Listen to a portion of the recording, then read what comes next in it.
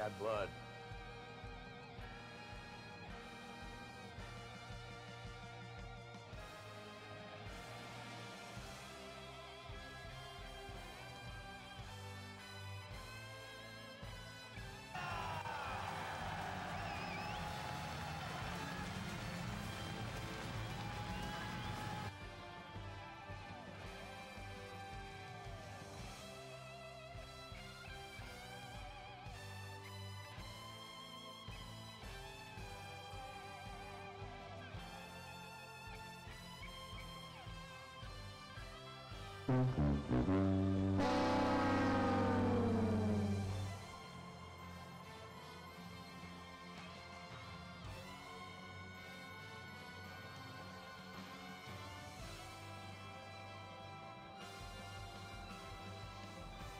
So tired. People ask me, did you ever fight Ken Shamrock? Did you ever fight Ken Shamrock?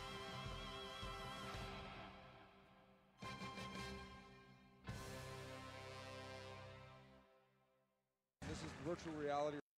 Oh, it's starting. Hold on, everybody. I gotta fix something.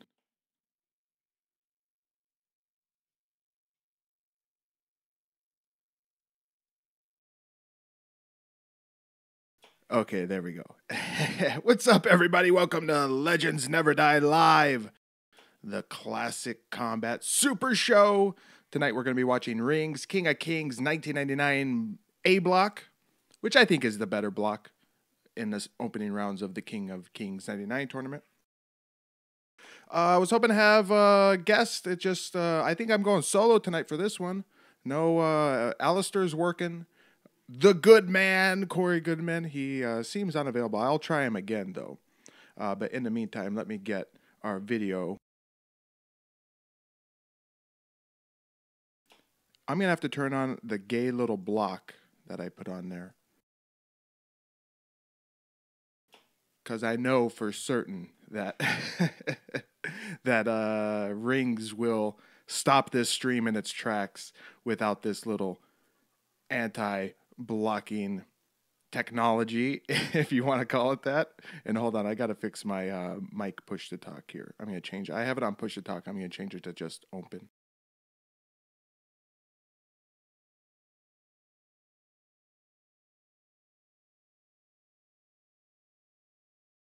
Okay, there we go. Well, let me tell you a little about the Rings King of Kings 1999 A block.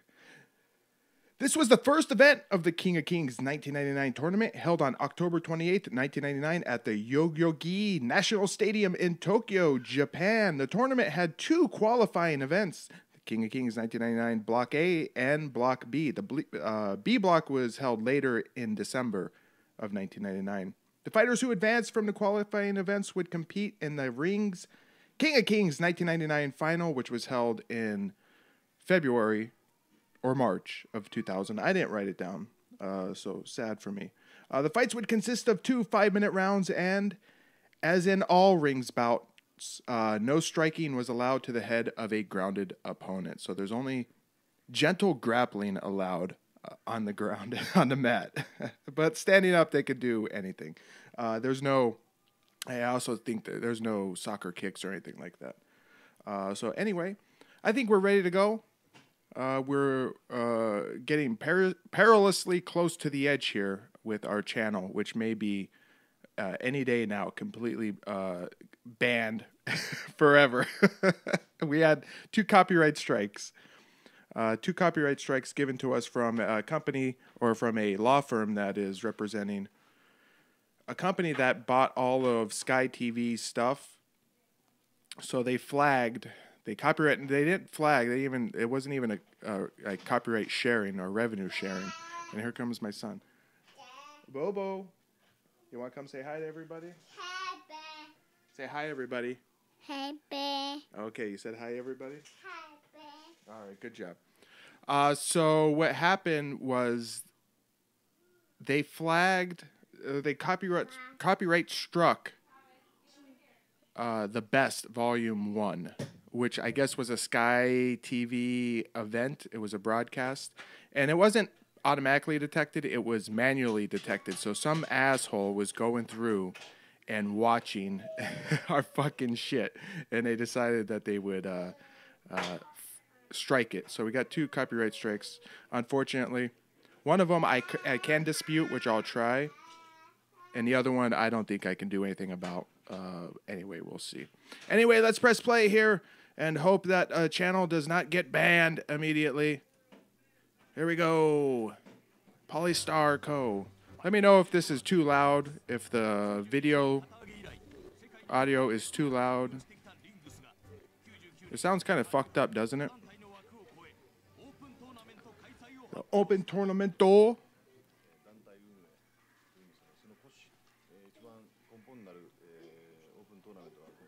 So there's Alistair. Alistair, he's at work. Nice of you to stop by, though. Next week, buddy. Next week, we'll do something fun. So there's Akira Maeda. Mega asshole. What can you say about Akira Maeda that I haven't already said in numerous videos? He does look he looks very nice here, though. A nice suit. He's got a little... You can't see much of his face because it's behind it's behind the anti-copyright blocking technology. This is a patent pending technology for blocking for stopping copyright blocks. There, Akira Maeda looks more like his dopey self. Yeah, YouTube has been pretty I don't want to say it's YouTube's fault. They're just bending the knee to any like copyright bullshit. They don't even want any controversy. They don't want any fights. And certainly a small channel like ours is not going to get any sort of direct contact with YouTube to potentially fight any bullshit. So the audio here is getting a little fucked up on our Russian rip. Thanks, Russians. Yeah, fuckers. Thanks for the video, but you fucked up. You fucked up the audio. Hey, Major Tom, what's going on, buddy? Oh, yeah. Hey, before we get too far into this, remember, we have the wheel of fun prizes right there. The wheel of fun prizes. You can get a number. In fact, 3 spots are already taken on this wheel. I just got to wait for Simon, who gave us a super chat of $6. He gets 2 spots. $3 gets you a spot on the wheel of fun prizes. And then Port Film Co-op has another spot, so he has to pick that one. But you might say, well, what do I get with the wheel of fun prizes? Well, you would get a poster, and let me find it. I have a new poster that I made up, but anyway. Here's one of the posters you can win. If I can move this. There we go. Oops, and let me turn off the scene. There you go, that awesome poster. You could win that.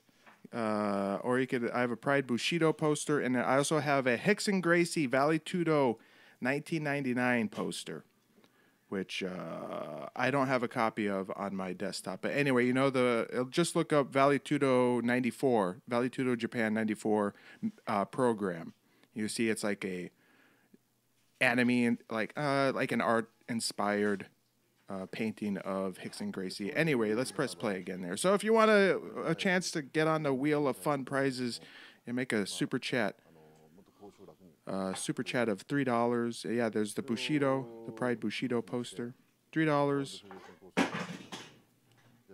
Hold on, listen to Akira Maeda for a little bit.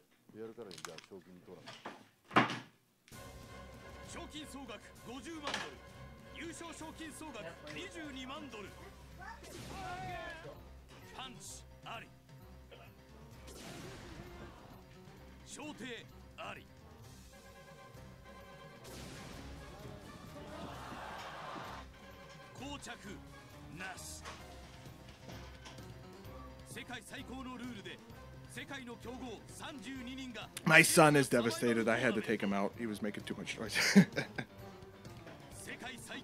Oh, he's knocking now. That's kind of sad. Let me know if, hold on. Let me know, is the audio on the video too loud? Can you still hear me? Oh, he's back. He wants to say hi to everybody. Say hi, everybody. Hi, everybody. Hi, bye. All right. Is it too loud? Is the audio and the video too loud? Can you still hear me? That's the question. Can you still hear me? So there's our bracket. We can't glean much of information off of that. It's all in Japanese. A bit louder on what, the video? I can do that. Or a bit louder on my voice, because I can't do anything about that. Louder on what? Louder on who? And thanks, Lauren, Barry Ann, for the well wishes on the channel. All right, it's good now. My son is not happy. He is not happy. We're going to get into our first fight here. Oh, the video. Okay, good. Our first fight is going to see Ahmed Labasanov whenever Akira Maeda decides to stop talking. Ahmed Labasanov. You might have remembered him from Pride, our review of Pride 21. He fought Gary Goodridge and lost via decision. He's taken on Lee Hasdell. Ahmed was 21 years old for this bout, and his record was listed at 2-0. He didn't really have any notable bouts, though. Hasdell was 32 years old, and his record was 9-8-3. Nearly the entirety of Hasdell's record prior to this event were fights held under shoot fighting rules and rings and various other promotions. You know what that means. They weren't real fights, so why are they on his freaking record? I don't know why. But Hasdell did have one no-holds-barred fight prior to this at IMA Battle of Styles in October of '96, a TKO loss to Cease Bazimes. Here we go. Open tournament. I gotta take off my sweater. Hold on real quick, fight fans.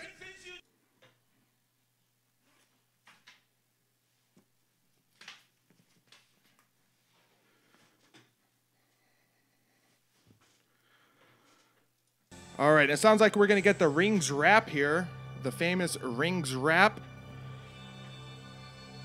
And I may have to selectively mute the audio of the video from time to time based on copyright flag potential. We'll see. But this is the awesome rings wrap. Why is Ahmed coming out to the rings wrap? Shouldn't Hasdell be coming out to the rings wrap?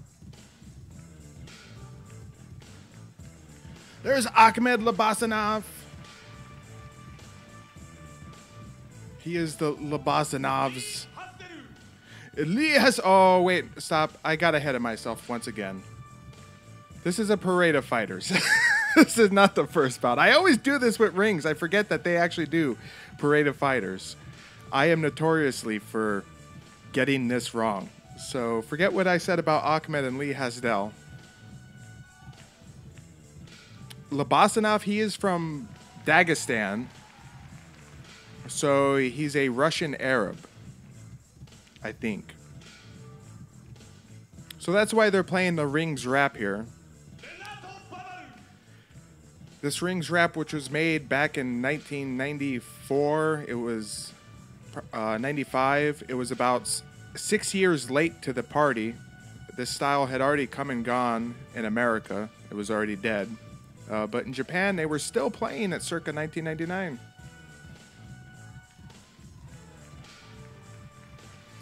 That second guy there, who was that?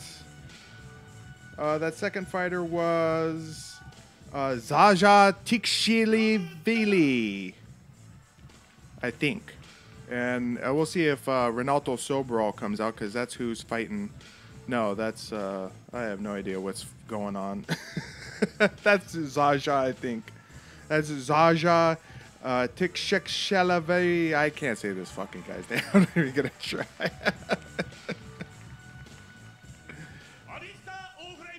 Okay, that was Yuri Kakine. Kakini? I think it's Kakini. Cocaine? Yuri Cocaine. There's Alistair Overeem with, as Quadros would call it, free on hair. Free on hair. Alistair is only 19 for this bout, I believe, in this opening tournament.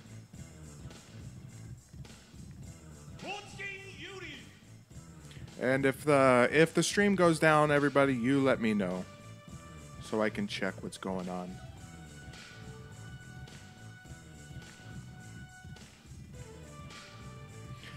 That is another Russian. He clearly looks like a Russian. He kind of looks like Oleg Taktarov. Maybe Oleg Taktarov's little brother. Or a younger brother.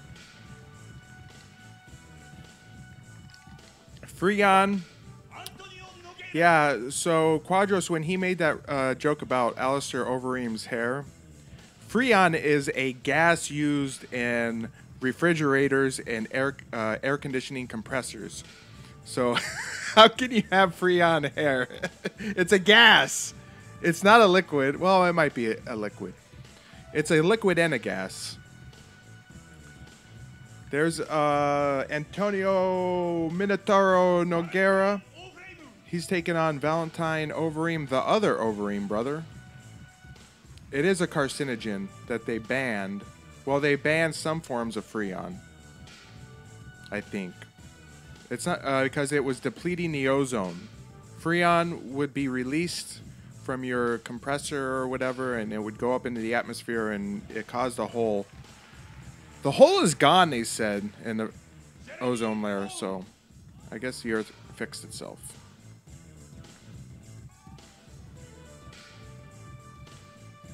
Up next, we might see, there's Jeremy Horn. He's going to be taking on Hiromitsu Kanahara. I won't get Jonathan was wrong started on the stuff involving the Earth and whether it's round or not. Let's move on. Let's not talk about it. There's Kanehara.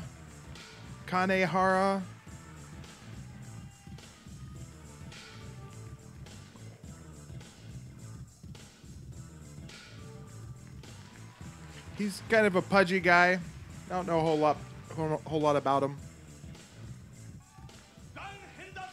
Dan Henderson. Yes, Dan. Hollywood Dan Henderson. That was always my more favored Dan Henderson nickname. Hollywood. Not Hendo, not Dangerous. Hollywood Dan Henderson. He comes in very meekly. He looks confused. He's going to be taking on Bakuri Gatgidzidi. I didn't even come close to pronouncing that right. He's another fucking Russian. Nice shirt, though. That is an awesome sweater. It looks great. He's got shorts on. He's from Georgia, the Soviet country. Yep, he just said Justin McCauley. Justin McCauley is fighting in this. He's going to be taking on a Rings Russian fighter, Mikhail Ilukin. I don't know. I don't know when they start calling him Hollywood Henderson. I think it's probably around 2004 or 2005. I think it's a phrase coined by Mauro Ranallo, I think. Anyway. Lukin Mikhail.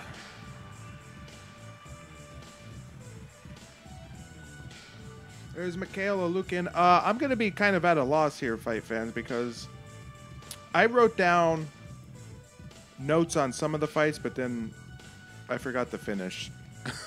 So I'm going to be stumbling around a bit as I gather information on these guys.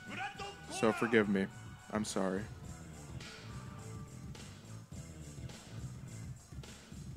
So here comes Renato Sobral. No. Never mind. That's Brad Kaler. That's not Renato Sobral. He's going to be taking on the Yamamoto, Yoshihisa Yamamoto. Whipping boy of Akira Maeda. And that does it. That does it for our, what is this, quarterfinal fights. Here comes Yamamoto looking pudgy. quarterfinal round of 16. What would you call that? Yeah, our round of 16, because I don't know how you split. Is that a quarterfinals?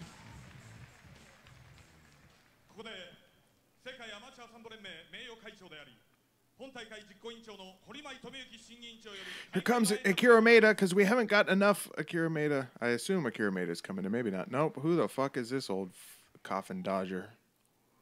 I like his jacket, though. I think this guy might be like the commissioner of rings.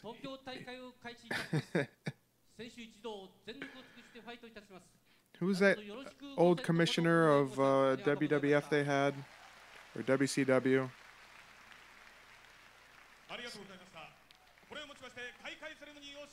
Anyway, I don't know what was just said. Here we go! Our first Mega Battle, World Mega Battle Open Tournament bout. And I told you all this before. It's going to see Ahmed Labasanov versus Lee Hasdell.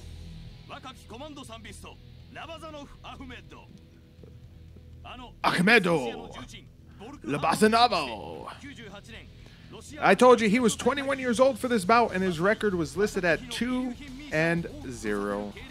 Hasdell, his opponent, was 32 years old, and his record was 9-8-3. I told you it was nearly all of his bouts were in rings or other organizations associated with rings that were shoot fighting rules. So they were bullshit, worked pro wrestling matches.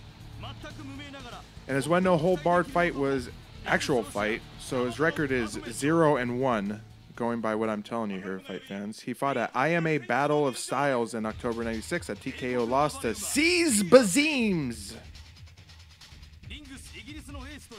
There's Lee Hasdell.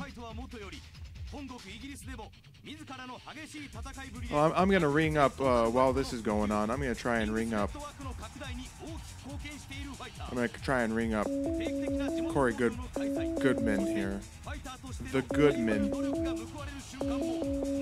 I don't think he's going to answer.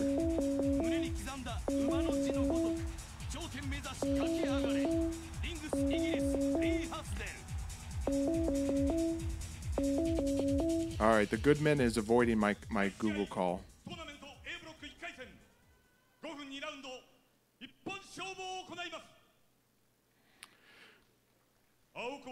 Here we go. Labasanov, he's got his trunks pulled up. Can you pull him up any higher there, buddy? He should pull them up higher.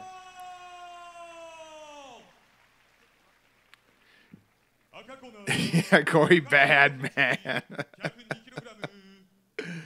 Lee Hasdell looks in great shape. He looks in great shape. Whoa, we just got to skip. There we go. We got 2 5-minute rounds. They can end by KO, TKO, submission, ring or rope grabbing. You can grab the ropes. This still has, even though this is rings, actual shoot, real fighting, they still have the rings, fake fighting rules in there, like the rope grabs and to get out of submission attempts and stuff like that. Labasanov goes in, muscles him down. Hasdell has butterflies here. He's trying to stretch Labasanov off.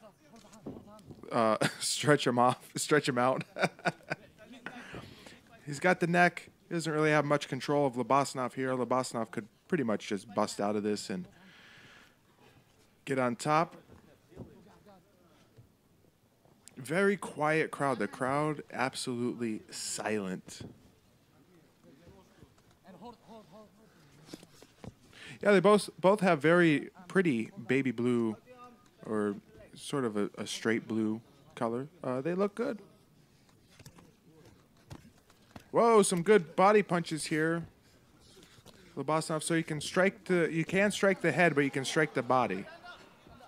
He's going for a Walls of Jericho. That doesn't work. Now he's going for a heel hook.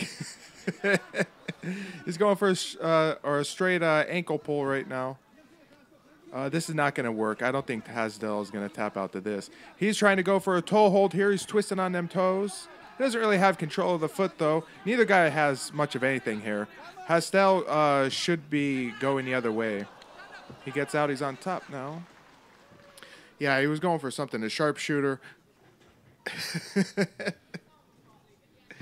Lobasanov has resorted to just flatly laying on his belly.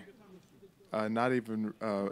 Hastel could have his way here. He should take a dominant position. He's in side control. He's holding on to the neck here. I don't know about Hastel's legitimate skills. I hope he stands up. And he wants Lobasanov to stand up too. Because Hastel's only been in primarily fake fights. Ooh, nice kick there, but it's countered with a head slap by Lobasanov. There's no closed fist punching. You notice that neither of them have gloves on. Well, Hastel has gloves on. But Lobasanov has chosen to go bare palmed. So he can slap in the face, but he can't punch. Hastel can... Oh, he goes for a cheeky kick there as Lobasanov shoots in.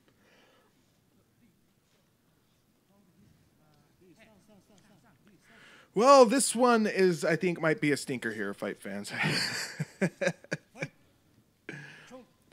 Yeah, the ref tells them to fight in action.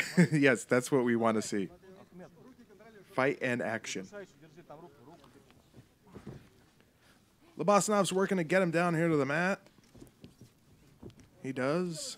Hastel, so I was going back to what I was saying. I'm not sure if Hastel has any real legitimate skills because he only had one no-holds-barred actual fight. The rest of them were fake shoot fights under shoot fighting rules, shoot wrestling rules. So he looks good, and maybe he knows some holds here and there, but does he have the skills to apply them with force?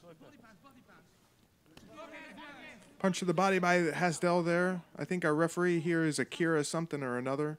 It's the J. Jonah Jameson before he really looked like J. Jonah Jameson. Lobasanov's rolling for a knee bar here. He's not going to get anything from this, though. He's trying to use it to transition, and nope. Hastel just stands up, and the ref calls for Lobasanov to get up, too. Hastel's starting to gas out. He's looking tired. He's sweating. Lobasanov looks like he just woke up and he rolled out of bed. Straight palm slap there. Hey, it's Rob Hill. Thanks for coming, Rob. I appreciate it. It was a rolling ass grab, says Jonathan was wrong. Yes, he went for the rolling, the very deadly rolling ass grab. Hastel stands up again. He does not want to toy around with this guy on the mat. Lobasanov looks completely dry. There's not a drop of sweat on him, and Hastel is just gushing sweat. So I wonder if Lobasanov loosened up before the fight. Ooh, some slaps there. Oh, another nice hook slap there by Lobasanov.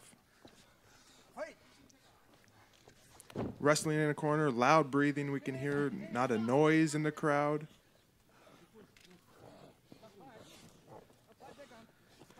Hastel's really huffing and puffing.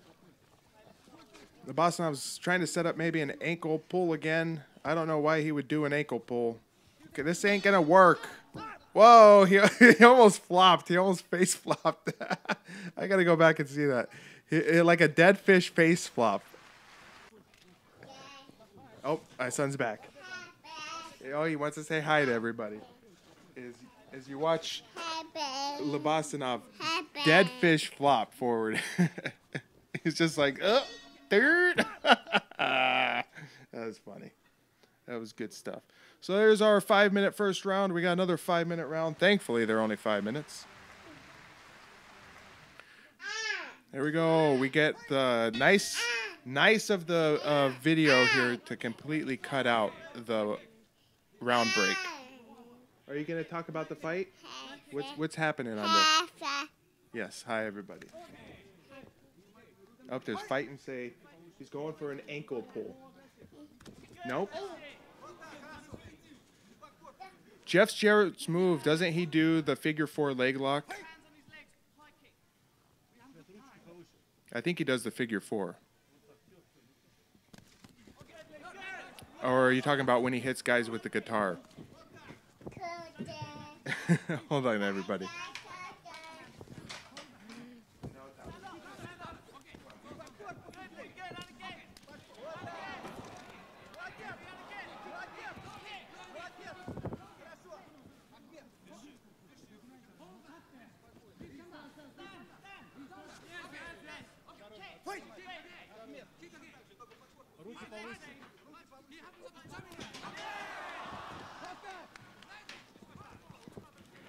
All right, what did I miss? Anything? The stroke. Oh, yeah. Jeff Jarrett did have that other finishing move later on in his career. The stroke. Slap nuts. Lobasov shoots in, gets kicked in the face. I think Lobasov desperately wants to keep this on the ground. Hasdell wants to stand it up.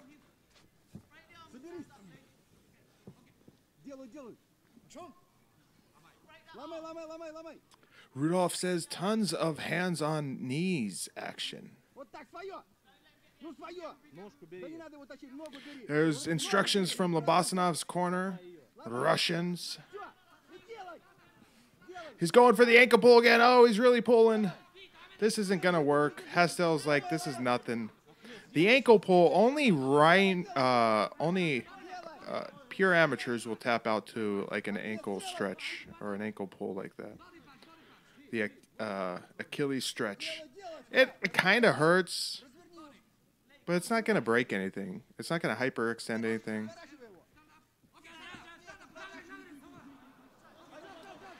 Lobasanov gives up his back here, and Hastel just stands up. He's done with this fight. He's like, come on. Lobasanov's slow to get up. Yeah, Lobasanov is gassed. Oh, God, he's looking very sloppy here. Yeah, he's gassed out. He clearly, he's completely gassed out, and he didn't work out at all before the fight, so he's not loosened up. Hastel's putting his arms up. He's a victor, he feels. He's already won this fight. So you can tell because Lobasanov is very dry. Is he giving up? Give him a standing 8 count, ref. Oh, Lobasanov is cooked in this fight. Hastel is pretty much over this fight. And he's complaining to the ref. He's going to shoot Hastel. He's going to shoot. You know he's going to shoot. He just walks in and kicks him right in the face. The ref stops the fight. Hastel's the victor via, would you call that a TKO?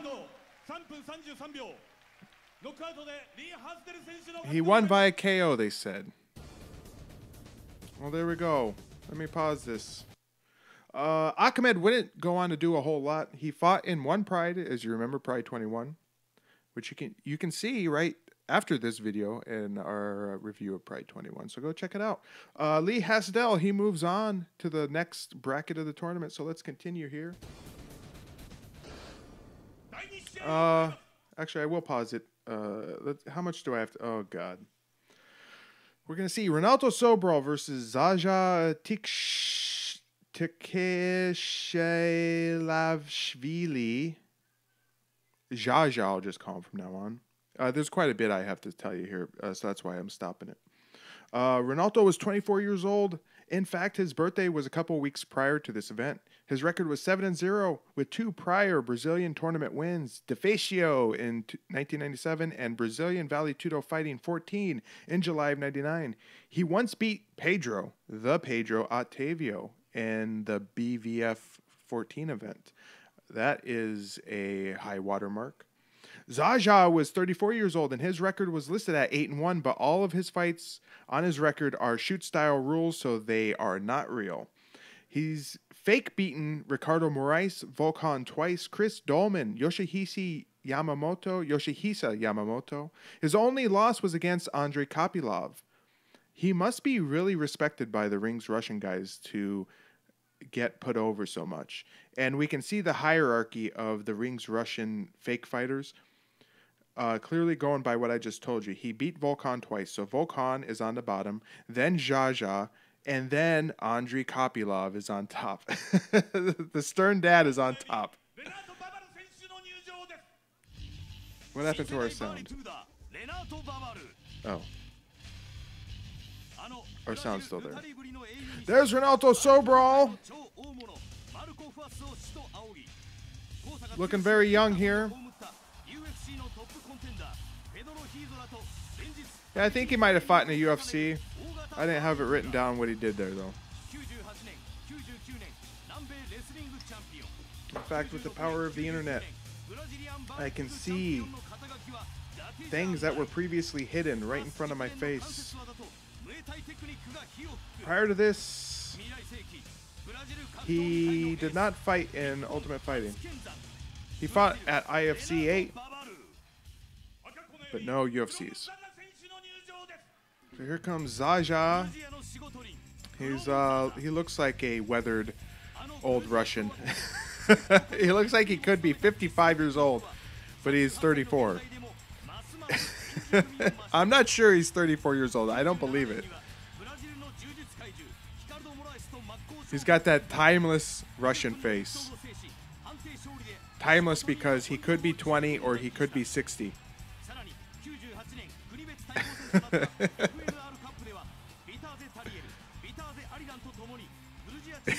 Yeah, right. Yeah, I know. This is unbelievable. I don't believe it. There he is, dad bod to the max and all.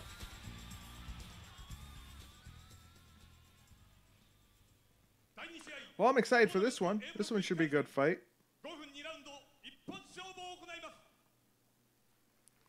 It's the young buck, Renato Sobral, taking on the old, wily veteran Russian.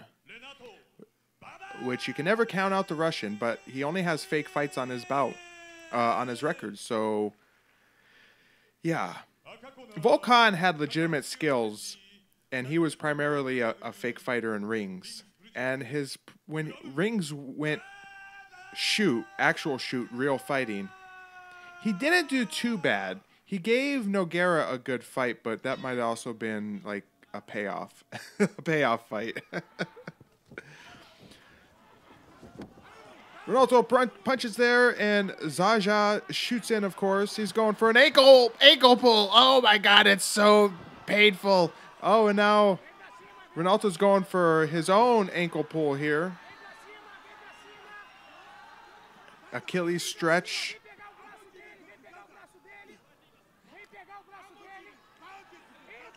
Who's going to win here? Nope, now Renato Sobral is going more for a toe hold.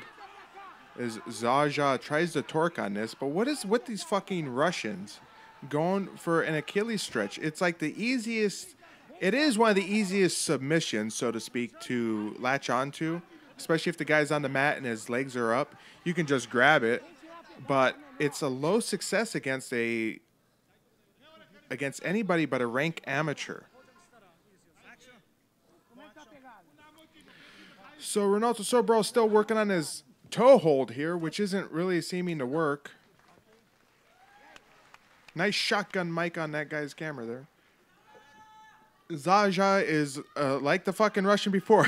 He's slow to get up. I think he might be gassed out already. Exchange kicks. Zaja stupidly bum rushing in here. I think the Russians are going to get destroyed this whole tournament if this is what there is to go by. What other Russians we got in here? We got Yuri Kokini, says elderly takedown, and Major Tom says Volkan was as a pro wrestler was basically a sambo demonstration. Yes, that is true. He's going for this super neck crank here.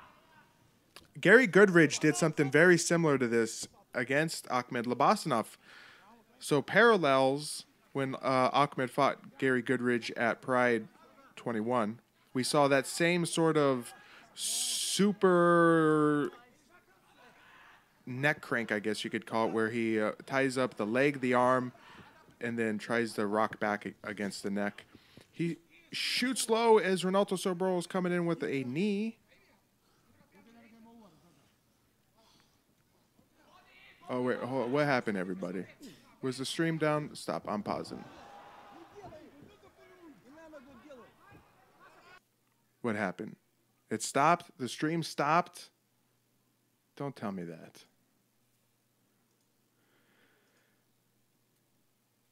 Let me see here. All right, did it stop? Well, let's continue on. Let me go check something here, fight fans. Okay, you watch for a second. I gotta check something.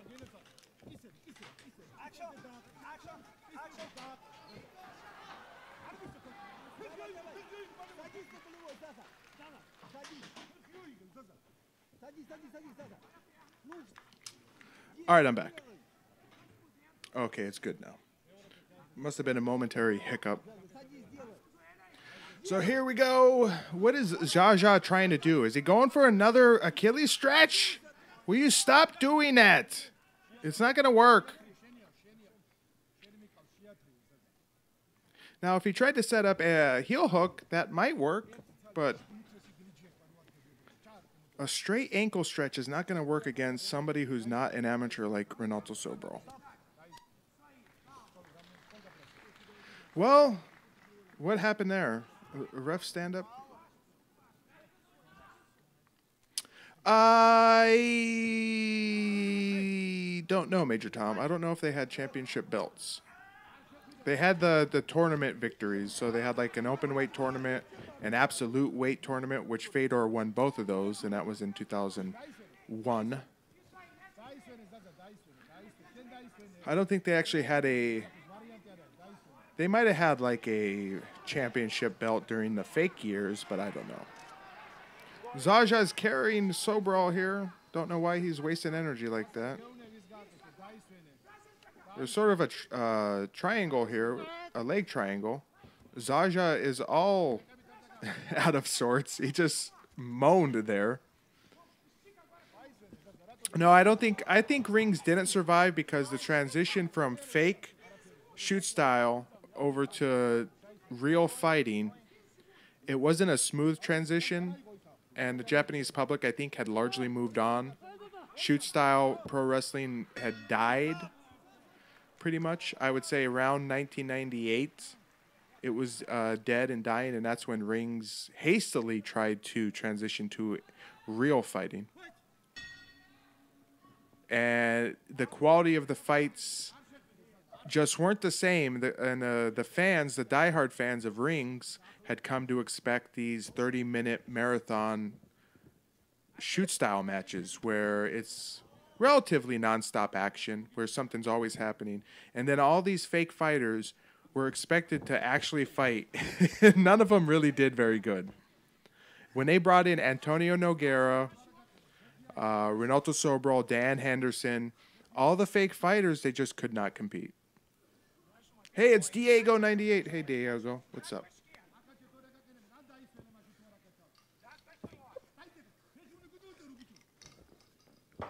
Yeah, so once real MMA fighters were brought into Rings, you think Andrei Kopylov could...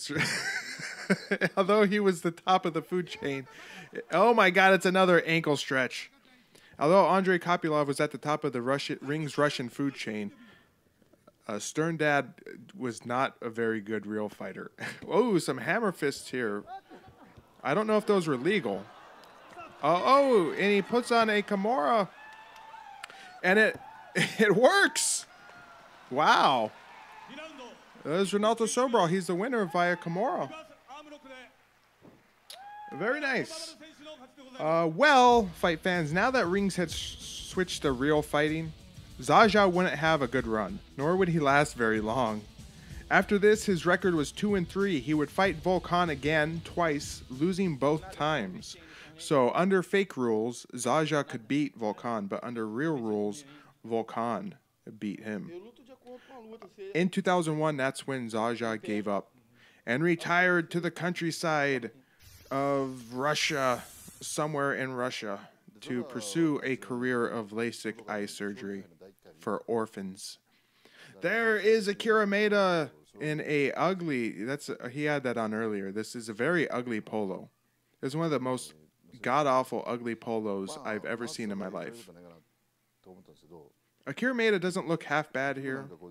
Oh, and this probably happened. This happened after his famous fake fight against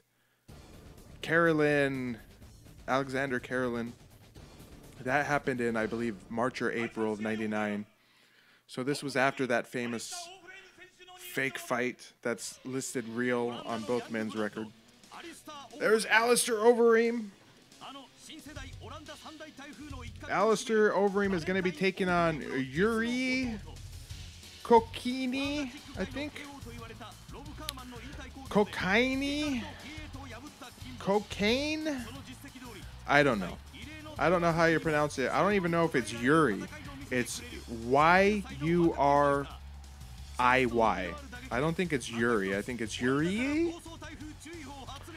He was of unknown age, Yuri. He's a Russian Sambo practitioner, and I would say this is his first real MMA fight. 2 prior bouts on his record happened under ring shoot style in '97. So, Major Tom, are you asking about the Rings Rising Stars USA tournament? It's not that good. I've checked it out, if that's the one you're talking about. Alistair Overeem, who's taking on Yuri. He's the brother of another Rings performer, Valentine. And Alistair is obviously the more famous and notable Overeem brother today. He was only 19 years old for this fight. And he was originally lured into MMA by his brother, who took him to Chris Dolman's gym to learn to defend himself. Alistair has 1 MMA bout under his belt, a submission win over Ricardo Fiit only 4 days prior to this event. He has 1 kickboxing bout under his belt as well, a victory via decision over Paul Hodzik, Hordik. I think it's Hordik. He's Holland or Netherlands, whatever you fucking Norwegian. I don't know. Hordik. He beat Paul Hordik in March of '99. There's Yuri. Very stoic looking Russian. Round 1. Here we go. Alistair Overeem.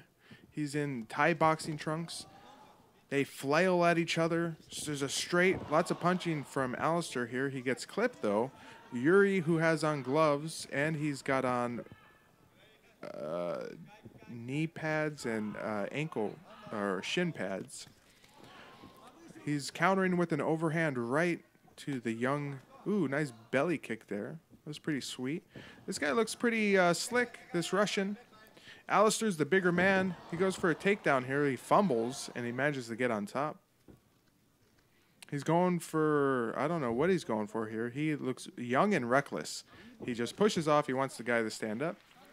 I don't know why he messed with this guy on the ground there. He was the one that initiated the takedown, too. Whoa, did you see that sort of taekwondo kick there from Yuri? It was pretty neat. Breaks with a little punch there. Yuri looks like a good Russian fighter.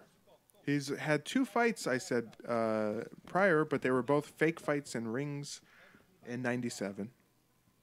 But he looks pretty good here. He's doing all sorts of juking and jiving. He's little lazy kicks to the leg. He rushes in with punches, grapples. Alistair looks like he's in over his head here. He doesn't have much confidence. I would say he's looking pretty meek. Meekish.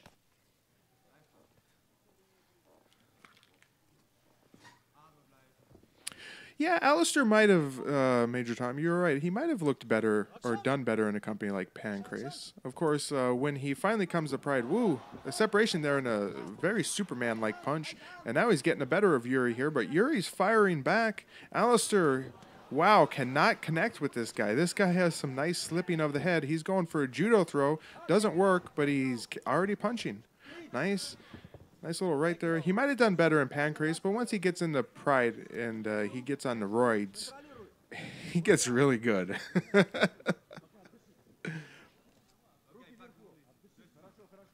Yuri here looks very calm. Alistair, I wouldn't say he looks calm. He looks like he's restless. He looks like he's on edge. Ooh, he clips Yuri there with a right.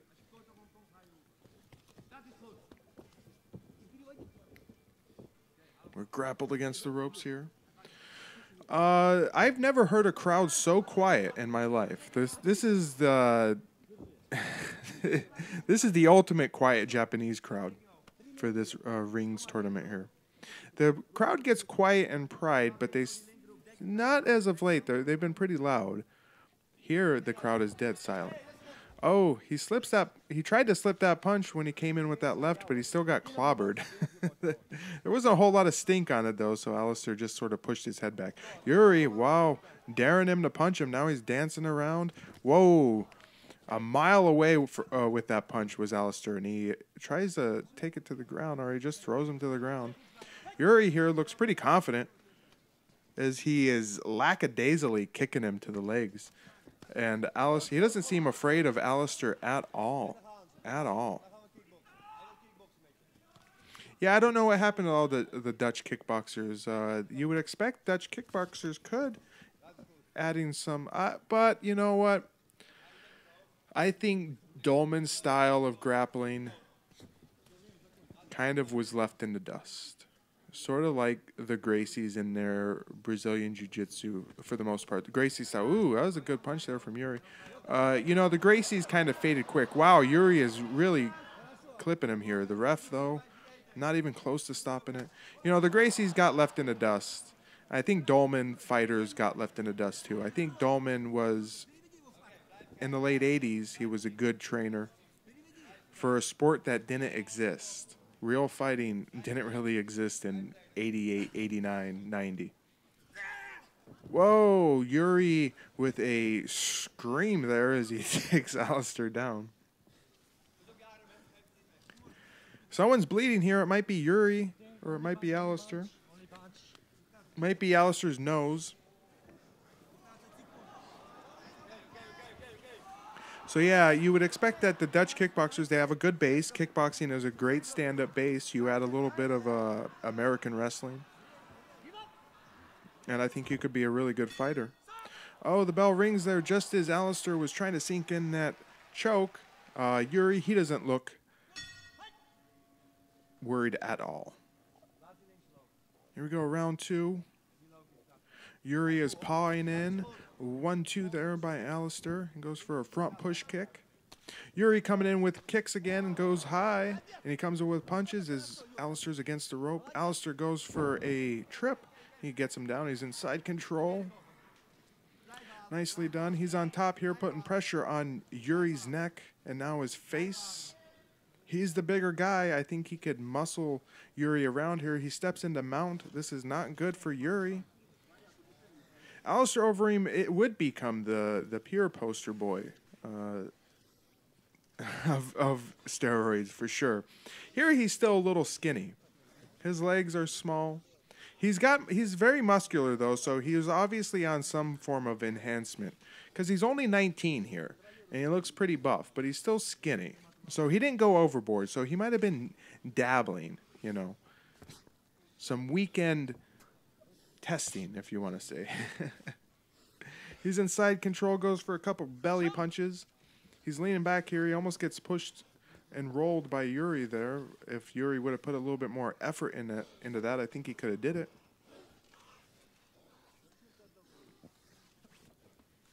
Yuri's giving up his back. Alistair takes it, but he does not have very good control here, and I think Yuri might be able to escape out the back. Nope, Alistair is countering that by pretty much standing up and standing over Yuri here. Yuri's turtled up. Alistair can't get that hook in. He went looking for it, but he's like, it's not there. So he's kind of slipped off the side here.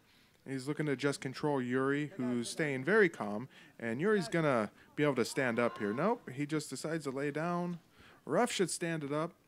Let's see this fight finish on the feet, I say. Because Yuri doesn't want to be... I don't know why. So Alistair... Alistair is a, Dutch kickboxer. There we go. Good job, ref. Good job. Why would Alistair want to fight on the ground? Maybe he doesn't feel he's as skilled as Yuri on the feet. Yuri, ultra confident. His hands are at his waist. He's punching here. Wow, he's clobbering Alistair. Alistair, they clinch. This is hard to believe here. Alistair over. Well, Alistair is young. He's only 19 years old, so he's still a kid. They're grappling here. They're dancing. Yuri tries a desperation takedown there. They had no control, though, and he just slips off and falls. Alistair's back on top. He's in half guard. This is not a bad fight, though, if it would just stay on the feet. But Alistair clearly is not up to Yuri's skills here. Arm punches. You didn't see a lot of stank on them punches there, Jonathan?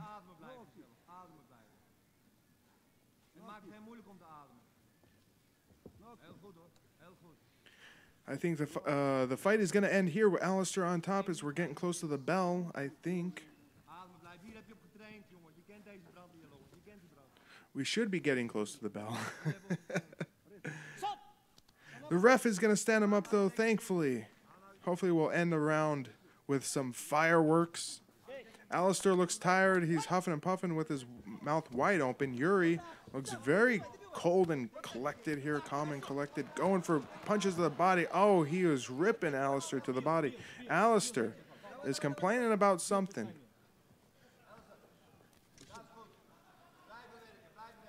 Yuri here, they're grappled. Well, Alistair's holding him. I don't think Yuri wants to be engaged in a grapple here, but he might try and trip him down. He screams as he tries to get him down. He's screaming more. What is he screaming about? You okay, Yuri? Alistair has his neck, but Alistair is not going to be able to hold on to this. Yuri, he's cross-facing here. He's going to put pressure, and he's going to break out of it. Now he's in mount. It's a bad position for a tired Alistair Overeem who looks gassed out completely. Yuri. Yeah, the yelling is funny. This guy's very vocal. Yuri's in a very high mount here, and he's going for maybe an Americana or Kimura, maybe. But he gets rolled there stupidly. Alistair's on top. Alistair's going for a neck crank. This isn't going to work. Now he punches the belly. And this round has been going on for like 10 minutes. There we go. There's the bell. I was going to say, what the hell? Well, who do you think won that fight, fight fans?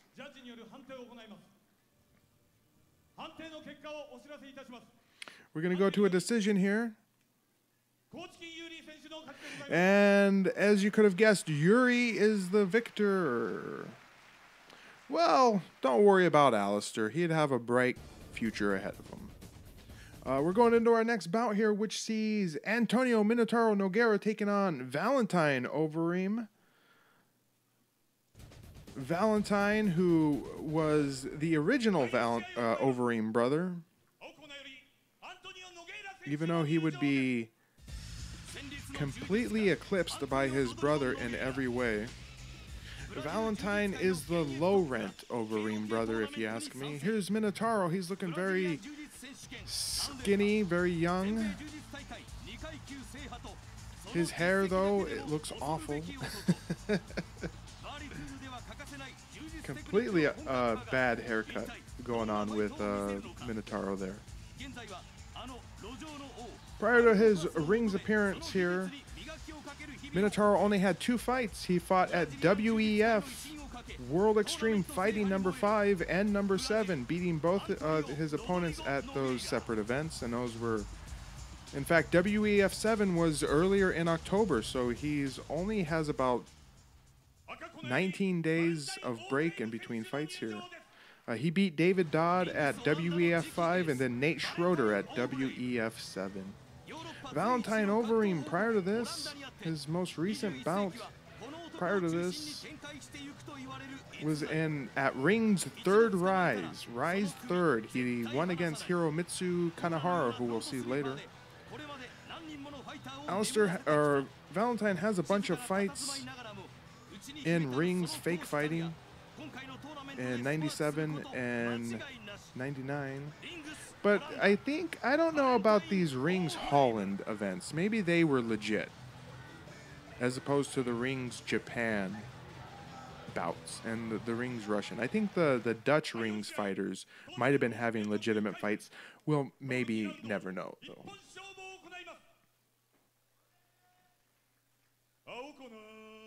This should be a good fight. I'm looking forward to it. I'm hoping it's a good fight. There is Antonio Minotauro Nogueira. Every Brazilian child hairdo. Yeah.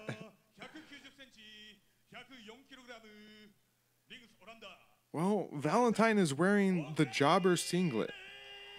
So how do you think this fight's going to go, fight fans? The Jobber singlet against Minotauro Nogueira. Here we go, round one. Well, Minotauro shoots right in. Big takedown there by Minotauro. He got nice elevation on that takedown. Valentine here is on the bottom, and we all know Valentine sucks on the bottom. He's very prone to getting tapped out by leg locks. He does look like a Sunday Night Heat jobber for sure.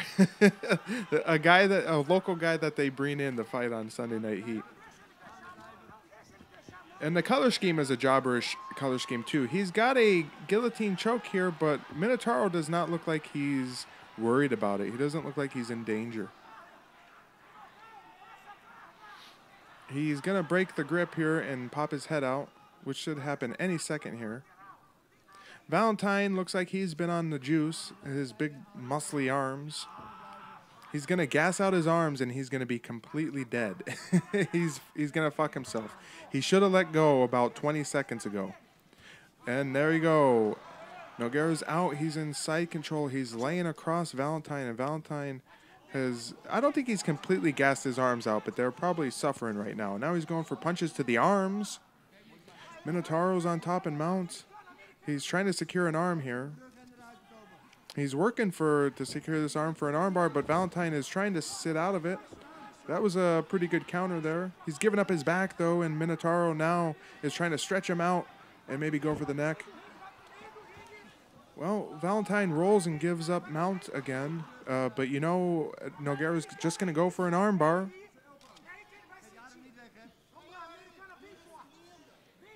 And if this, oh, right there, he just tapped him out with what you could call an Americana. I guess you could call it an Americana. So there you go. Nogueira, winner in quick fashion against Valentine the Jobber Ovary. We're going to go on to our next fight here, which is going to see Hiromitsu Kanehara taking on Jeremy Horn.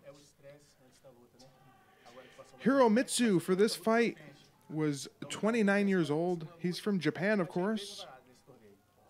He started his career in rings all the way back in earlier in 1998. At Ring's third fighting integration, he beat Lee Hastel via TKO after 30 minutes. This is a fake fight, everybody. It's not real. Wait, hold on. I miss what is this saying that they have under Akira Maeda?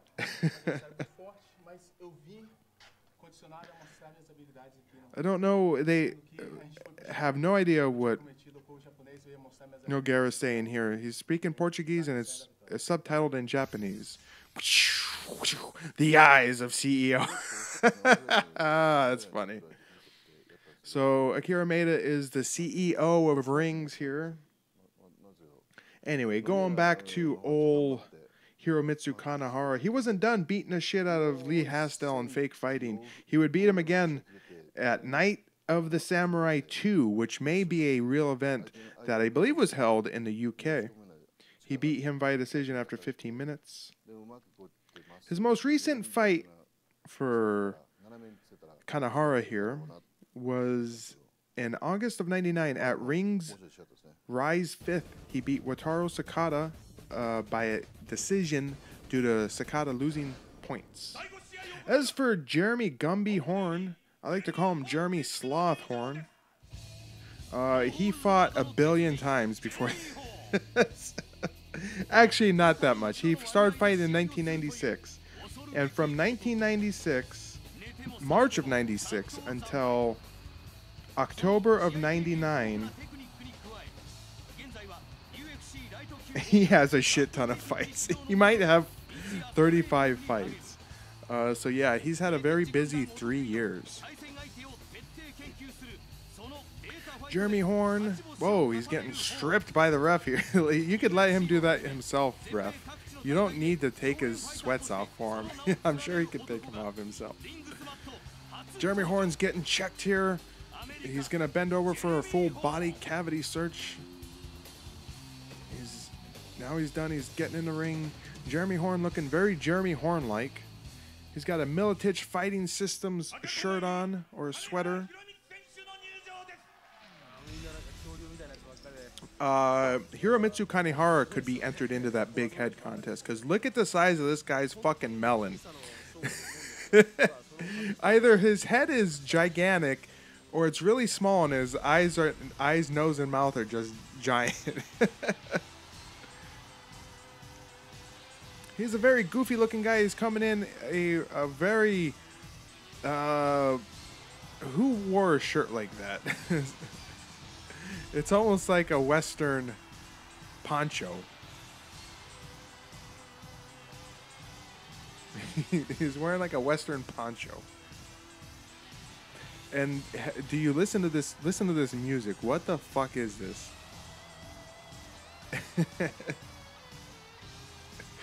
What the hell is this? Is that his Rings theme song? It's pretty cool. Yes, he does look like Tyson, yes. That's it.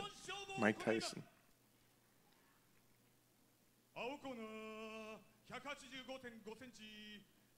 I do like the Rings presentation. Rings specifically had a very unique presentation. And they're a ring announcer, which they used since the very beginning in 1991. He's still with the company here in 99. I like him. He does a good job.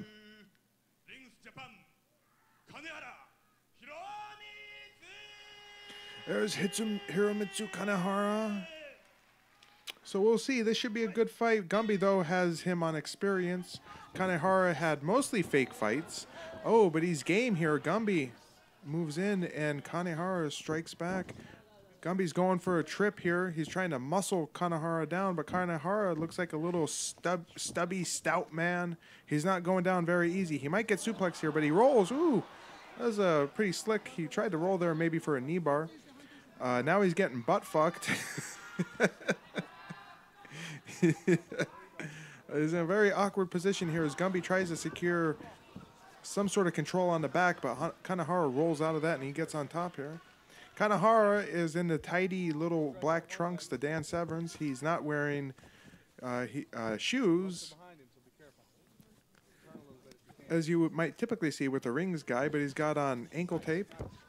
Up he gets pushed off there by Horn. Horn punches the body. Kanehara secures the leg and takes him down again. Very nice.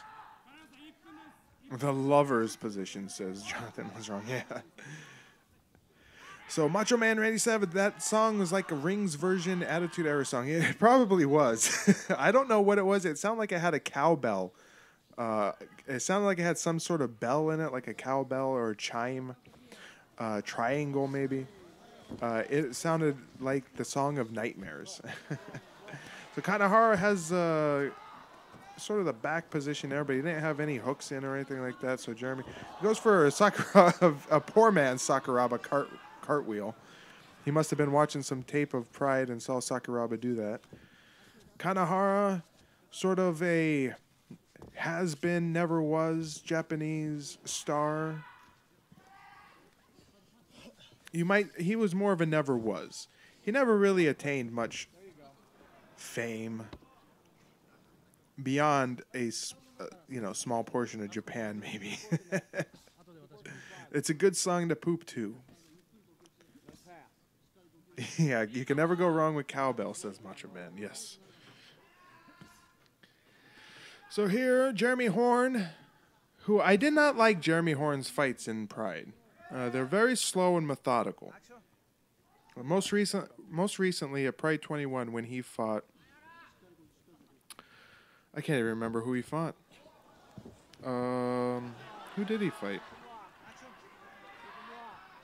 Jesus, I got a bad memory. I have to look this up. Oh, he fought Gilbert Ivel, that's right. I'm not a big fan of Jeremy Horn's sort of lay and pray. He is the epitome of lay and pray. Before lay and pray was really a thing. He doesn't go for the kill while on the ground. He'll go for submissions, but he uses it more to just like maybe make the guy move or for control.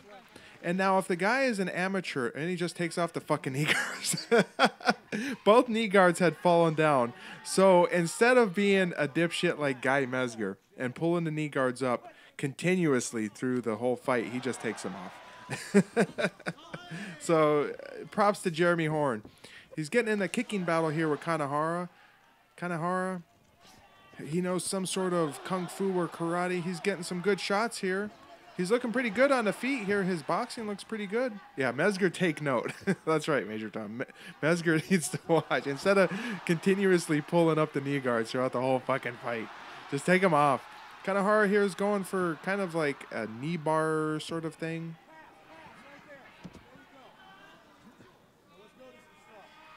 So Jeremy Horn, if you're an amateur and you make a mistake, he'll tap you out for sure.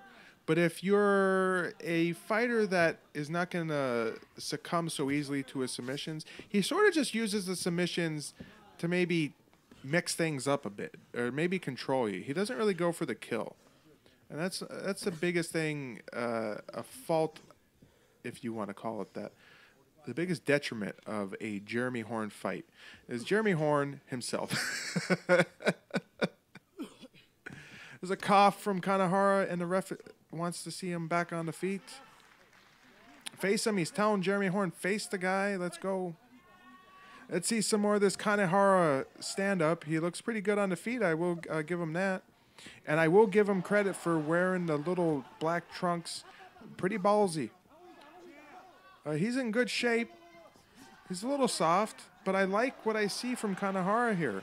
He's getting off some good punches here, and Jeremy Horn, though, could probably take him down at will.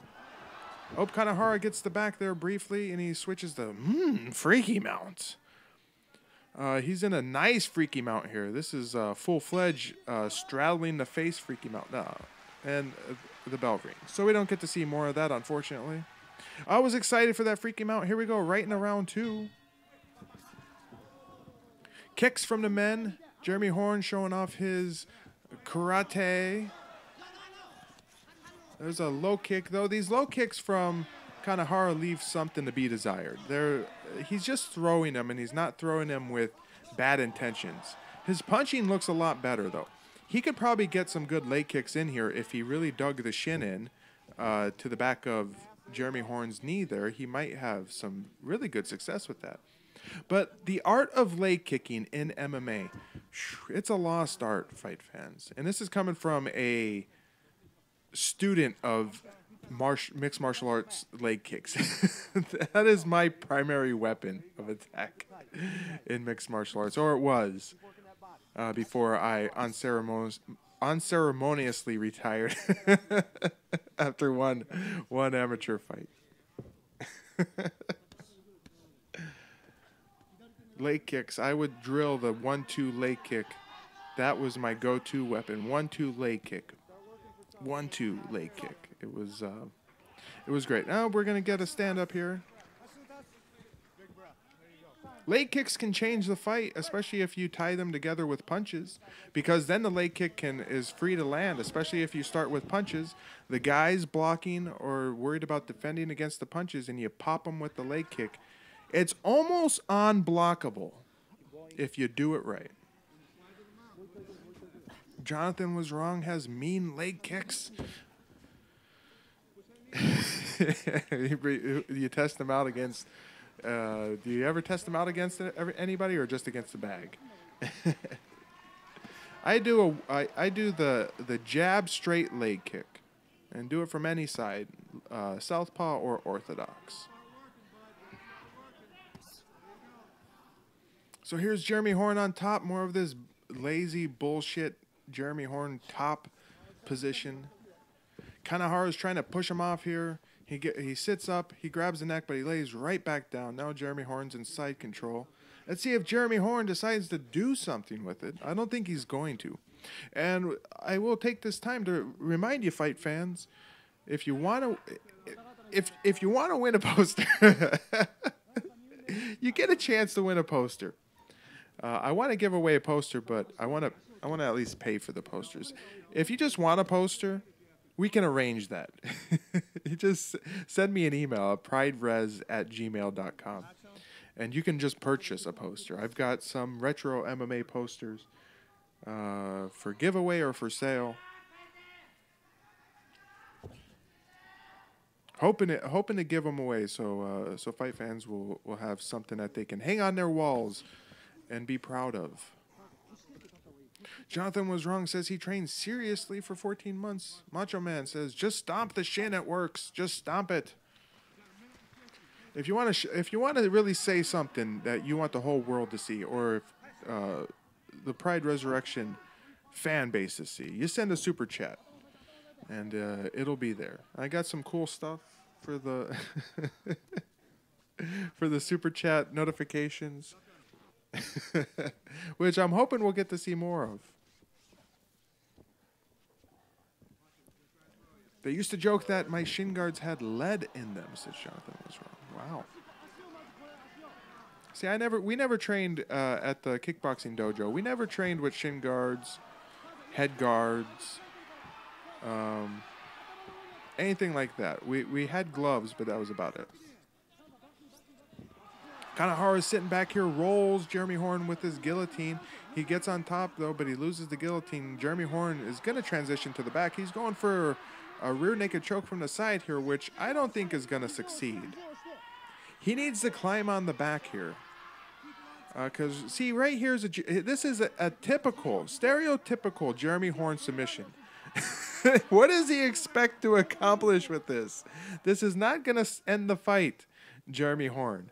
This is not going to end the fight. He's trying to climb on the back, but he can't do it. Kanahara gets back on top here.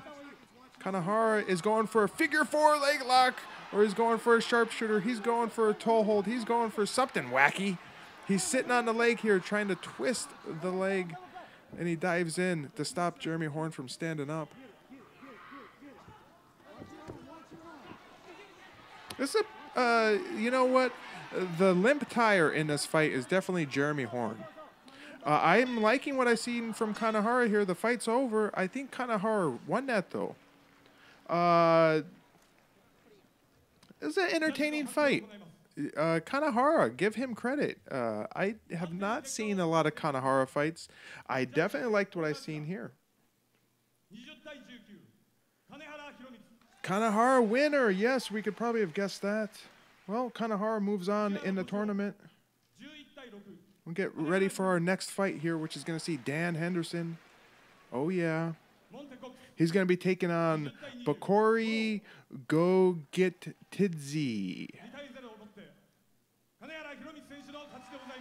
Oh, was it a split decision? I missed that. Was it a split decision? Wow. I would have gave the entire decision to Kanahara. Kanahara, he needs a rest. He needs a shower. He should go in the back, take a little nap, because he's got to fight again later. He has got to fight again later.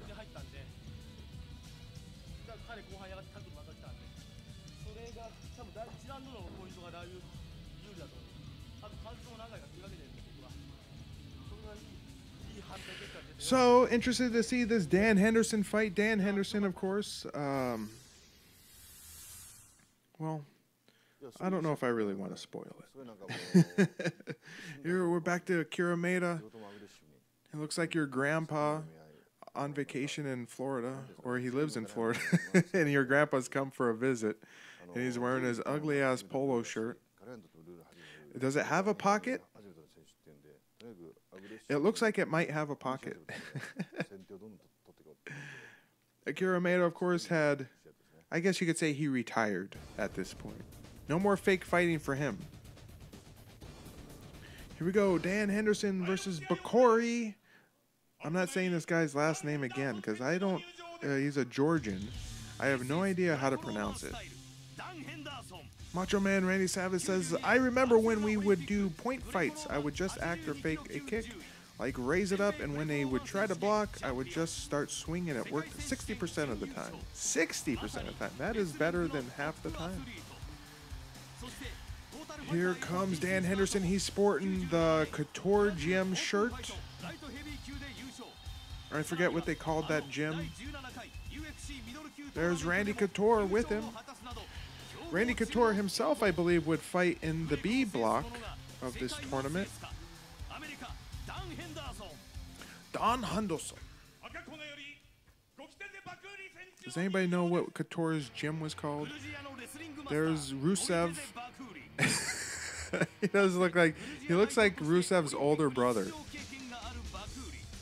Rusev in about 10 years.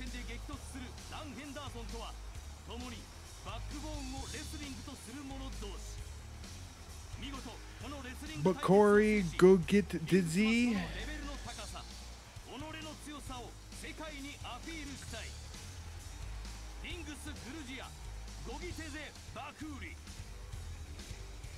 He's a stout little Georgian. The smoke is rising from the ring. Pretty cool effect. I wonder why they had smoke. Why do they have a fog machine? Did they have fireworks? I could understand if they had pyro. Did they have pyro? There's Dan Henderson. Team Quest. Is that the name of Randy Couture's gym? Team Quest. Is that it? There's Bakuri. Bakuri. How old is Bakuri here? He's losing his hair quick. No idea when he was born. Prior to this, Bakuri had 4 fights in rings. His most recent fight prior to this was in Rings, Georgia, against Mikhail Alukin, who he beat via rear naked choke. Dan Henderson, prior to this, he won UFC 17 Redemption. He beat Alan Goes and Carlos Newton. He also won the Brazil Open of '97. He beat Crisio de Souza and Eric Smith. So he's 4-0 coming into this with 2 tournament wins. Granted, there were only 8-man tournaments. They weren't a 16-man tournament, so he only had to fight twice.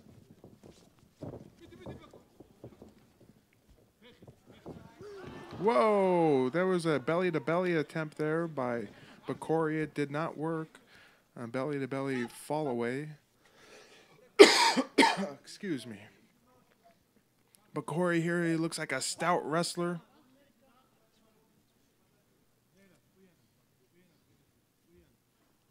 He's bigger than Dan. Dan, of course, often fought larger fighters in his early days of mixed martial arts. He jumps up here for a guillotine. It's pretty crazy. And Bakori there falls back to try and slam his head down. Now he's taken aback. Dan, though, slips away. Dan with his hands up. He goes in for a big right. Oh, he smacks him. He caught him. Bakori, I think, is hurt. He tries to fire back, though. Firing back. He should have wore gloves so he could punch. He might have a bloody nose because he can only do palm strikes, but I'm sure he wants to punch. He is a thick boy. Jonathan was... You're right, Jonathan was wrong as I burped. Indigestion. Dan paws in there, clubs him again with that right. I don't know if Dan knew for certain that he had an atom bomb in his right hand, but he might have an inkling here as he's going for it. Oh, he knees him in the side. Bakori is tapped out. Wow, did you see that? Bakori looked at the blood on his hand and decided that was it. He's done. Wow, Dan Henderson, winner via submission. Submission to strikes. This is my first match in Japan, and there we go. Here's Dan. Tried my hardest, and it came out good. I mean, God blessed me today. He looked really tough. He said God had blessed him today. Looked like he had some good strikes. And his submissions. Dan here with the 1,000-yard stare. I think it'll be a good win for me. So there you go. Dan Henderson moves on in the tournament. I'm going to pause it real quick here. We are coming up on our second to last fight before we get into the semifinal or the quarterfinals, I believe. We're going to see Mikhail Alukin taking on Justin McCauley. Mikhail Alukin, he is a rings fighter, but he's also had some success in legitimate no-holds-barred fighting. He actually got a start in the IAFC, Absolute Fighting Eurasia Championship back in 1995. He beat Igor Volchanchin. Not in that tournament, but later at Absolute Fighting Championship 1. He actually won the IAFC Eurasian Championship. He beat 5 men to win that tournament, and that was all in a single night. And he won via submission with every fight, including 4 Achilles locks, 4 Achilles stretches. So that's why the Russians are so attached to the Achilles stretch. Wow. Wow. Mikhail Lukin tapped out 4 Russians, amateurs, with the Achilles hold. He at the IAFC Absolute Fighting Championship #1, he beat Igor Volchanchin, and he went to the finals but lost against Ricardo Moraes, who demolished the competition that year. He lost via submission to Ricardo. Then Mikhail would be brought into rings after that. He fought at the Universal Valley Tudo Fighting #1, the Shoot Boxing S Cup of '96. Then he fought in a whole bunch of rings leading up to this. He was a legitimate fighter, so you could say that about Mikhail Lukin. He was a legitimate fighter who went into rings, probably was recruited or scouted.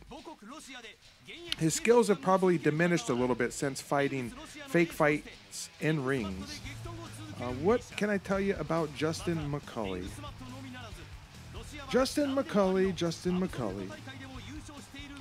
He started fighting in 1997 for Daidojuku Wars 4. He went to a draw against Kenji Akiyama. He went to a draw at Pancrase Advance 4 against Daisuke Ishii. Then he fought at the Pancrase 1998 Neo Blood Tournament. He beat Martin Emen and Daisuke Ishii before falling to Evan Tanner.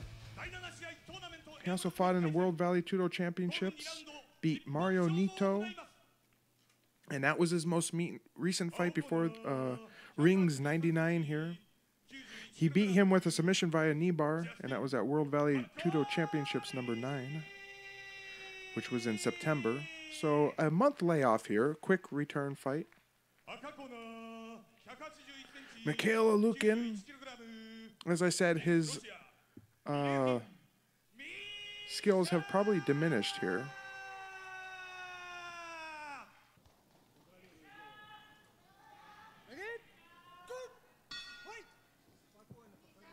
As I do a quick check and make sure the stream is still going here.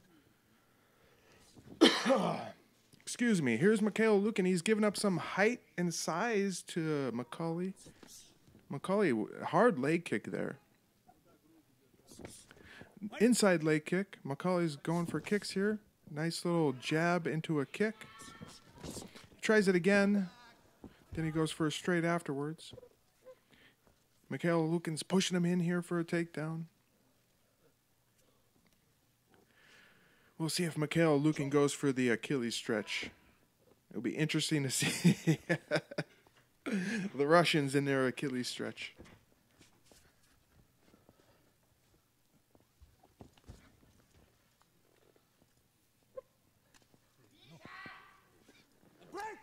Well, the ref breaks him up. There was nothing much happening there against the ropes. Mikhail looks like he's in good shape. He's got good mass. McCulley is a little softer. Nice haircut on McCulley. He could play a good Johnny Cage, but he might be a little too big. What do you think? Could he have played Johnny Cage in the movie? Put some glasses on him. He might, well, like I said, he might be a little too big though to play Johnny Cage. Johnny Cage needs to be a little bit smaller. Good leg kick there. He's got. They both have shoes on. Mikhail, I think, wants to take this to the ground. I don't think Mikhail wants to mess with him on the feet. I don't know if McCulley is a kickboxer.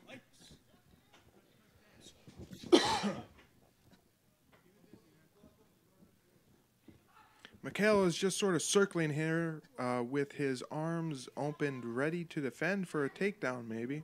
He doesn't look like he wants to threaten with a takedown, though.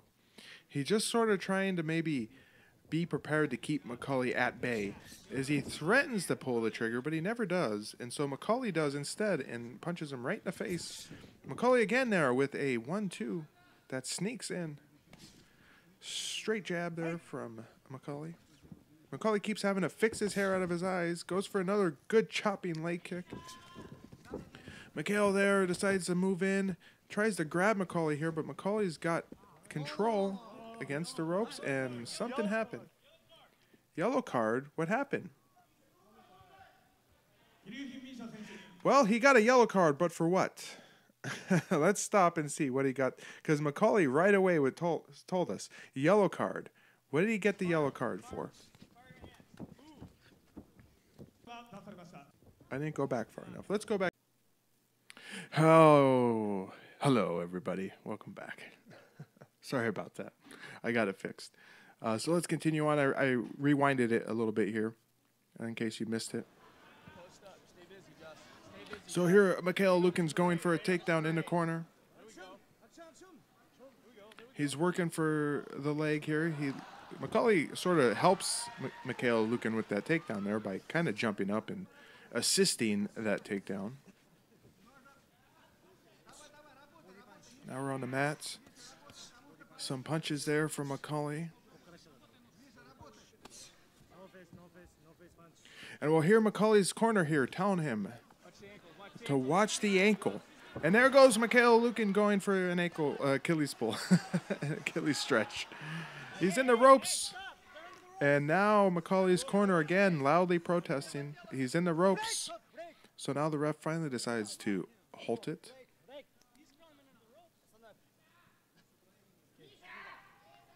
So Macaulay gets saved there, as Mikhail had tried to pull that off in the ropes. I think Mikhail's going to try and take it right down once again.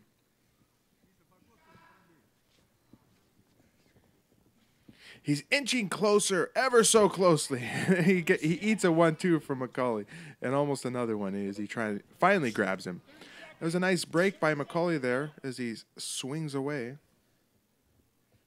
Mikhail's moving in. He gets a hold of him. There's 30 seconds left in the round as we heard. Oh! Macaulay just flops there.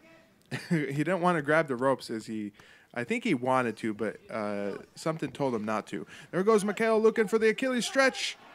He's going for it. He's got it really pulled tight here with the shoe, assist from the shoe. And Macaulay is trying to go for his own little toe hold or heel hook or something or another. Oh, he's screaming. He taps out. That might have been a work. I think Macaulay here... I think Macaulay there was protesting because he only screamed. He didn't submit. But Mikhail Lukin has been declared the winner. So the Achilles stretch finally works. Mikhail Lukin winner via scream from Macaulay. We're going to move into our final round of 16 matchup here, which is going to see big boy Brad Kolar taking on Yoshihisa Yamamoto. Kolar, big doofy looking motherfucker. He started fighting in hook and shoot at Absolute Fighting Championship #2. He beat MMA fighting whore Travis Fulton. This was a tournament. He had 3 fights that night. He beat Travis Fulton, Frank Amalfitano, and Kaz Daniels. He then fought at Extreme Challenge 8-9, IFC #6. He fought at UFC 15.5, Ultimate Japan 1. He lost to Sans Right Tit, Trey Teligman. He fought in some more extreme challenges. Ultimate Wrestling, he fought at UFC 22. There can only be one champion.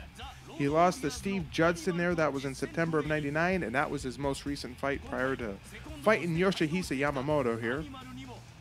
Yamamoto got his start in rings in 1995 at Rings Budokan Hall 95. He lost to Hans Nyman in a fake fight.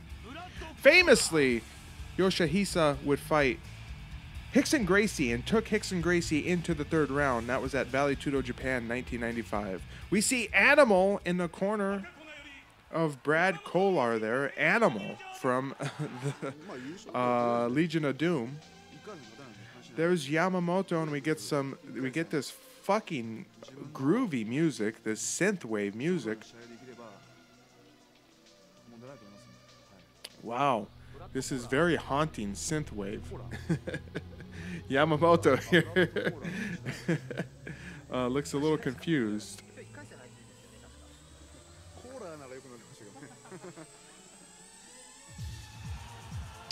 Wow, the music is really kicking into high gear here as Yamamoto is coming out in a beautiful silk robe. It looks like it's a pinkish orange. This music is great. I hope it doesn't get copyright flagged. Anyway, as I was saying, Yamamoto had fought Rickson Gracie at Vale Tudo Japan 95, a real fight. He took Rickson Gracie into the third round before succumbing to a rear naked choke. He then fought in a bunch more rings fake fights.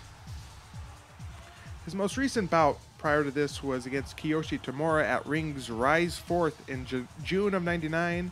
That went to a draw. He also holds a victory over Shiyoshi Kosaka via TKO in a legitimate fight in May of 99 at Rings 3rd Rise.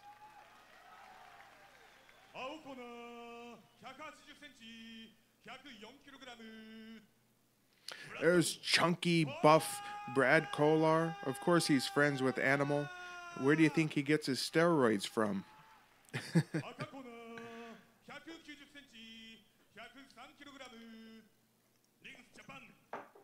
Rings Japan. Yoshihisa Yamamoto. He's kind of an ugly guy. Yes, great announcer from Rings. Brad Kolar here. I wonder if he got any tips from Animal on how to take a dive and how to do a fake wrestling fight. Whoa, there's a very lazy kick from Yamamoto. The crowd is already behind Yamamoto, but I want to be behind Yamamoto. The guy's a lump of shit. He gets taken down by Kolar there. He's in side control. Yamamoto's in trouble early. This is not going to be good for Yamamoto. I already foresee this going badly for him. He gains guard, though. Brad Kolar goes for some punches. The Rings guys love to fight without gloves. I think they're just trying to represent Rings, you know. Even though it's not a good idea that they're just limiting themselves to palm strikes. They're repping. They are representing Rings, so they are probably specifically told they can't wear gloves by Akira Maeda. There, we're going to get a stand-up. That was a pretty quick stand-up there. Brad Kolar, super buff. He's saying, watch out for the headbutts there, you big fucking Sasquatch. Kolar, whoa! He's with a fastball-like punch there. He falls. Yamamoto here is targeting the leg for something, but he gives up on it. He's mounted the back here. He's riding high. He's trying to get his hooks in. He's trying to pull on the stubbly body, the stout body of Kolar to get his hooks in. Nope, he gets flung over there by Kolar, who punches him. Work that rib, they said. His corner, an Animal from Legion of Doom is telling him to work that rib. Yamamoto's getting abused here. And of course, we've seen Yamamoto get abused before in Pride. He's not a good fighter. So he's probably going to get his ass kicked here on the ground. He looks like he's already given up. The Koala Bear Kolar. I think that's a different guy. So Yamamoto just gave up there. It's counted as a smother. And Kolar kicks the ropes as he's the victor. So there we go. That's the end of our round of 16. We're moving into the quarterfinals now.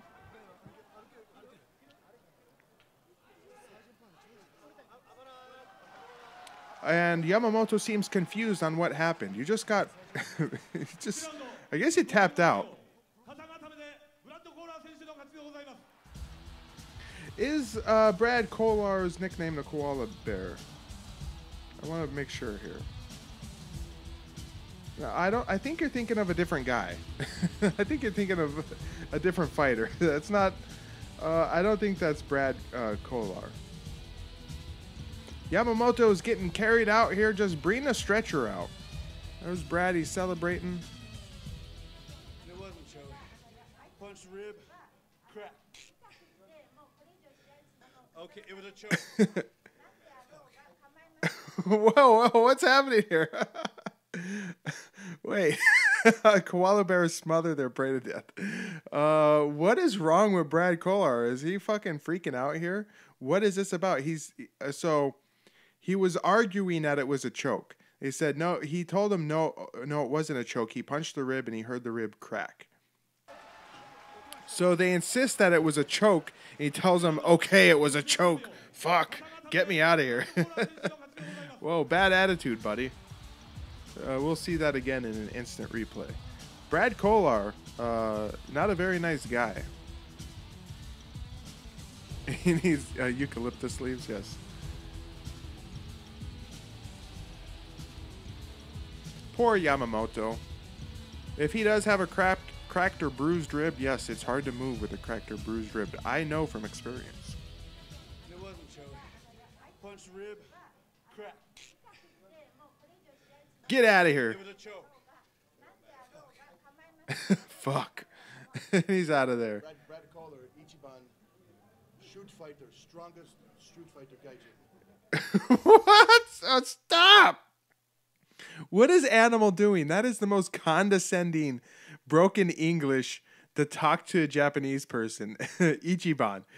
Okay, it was a choke. Oh my God. This is hilarious. So they interview Animal. Brad Kolar's out of there. Kohler, Ichiban, shoot fighter, strongest shoot fighter gaijin. Strongest shoot fighter gaijin. Eyes of the CEO. Here we go as we take a break. We're going to head into our quarterfinals, I guess. We have 4 bouts to see.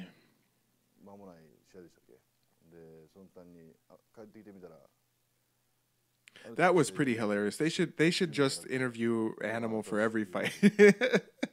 Ichiban, strongest shoot fighter gaijin. Oh my God. Animal trying to talk to Japanese people should be a meme.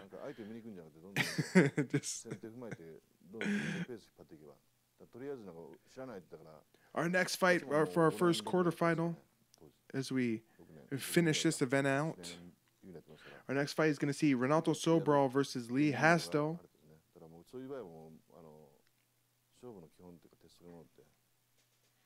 As Akira Maeda is looking fat, as he's sort of stretching out, leaning back to show his fatness. He looks very fat. And his shirt is not very flattering on him either.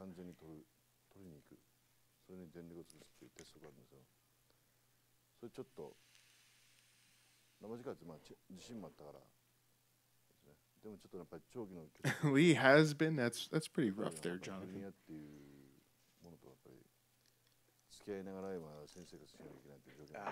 Excuse me. I'm drinking loudly and obnoxiously. So there's our brackets. As we see who's advanced. No, I'm sure it's not too soon. Lee Hasdell. I don't know much about Lee Hasdell. But has been is fitting. Renato Sobral. Who do you think is going to win this one?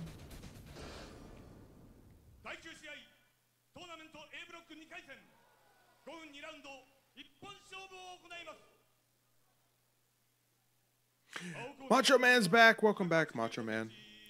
I don't think most people have not come back after the stream went down. Which makes me a little sad. Lee Hasdell probably still sweating from his earlier fight.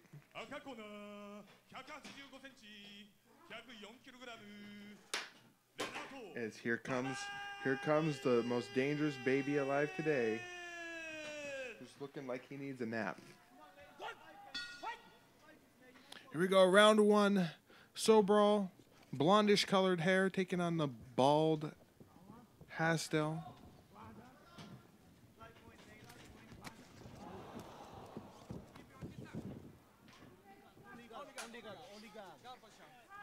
I'm going to let my son watch for a little bit. Let's see. What do you think? You want to push the buttons? You want YouTube? No YouTube right now. No YouTube on there. It's not a touchscreen, son. It's not a touchscreen.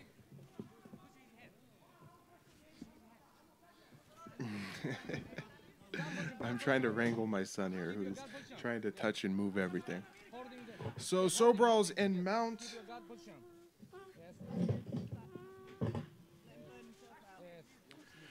And there he goes. He's gone. My son has left. So back to the fight here. Sobral's in top. Lee Hastel and Chris Hosseman are mates, says Alistair. Are they really?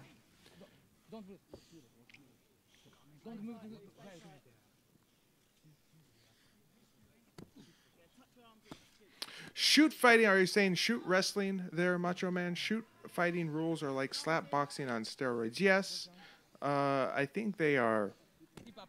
Unless you're talking about shoot boxing. But if you're talking about shoot wrestling, yes, I would say you are correct there. So, Renato Sobral is going for punches to the breasts of Hastel here.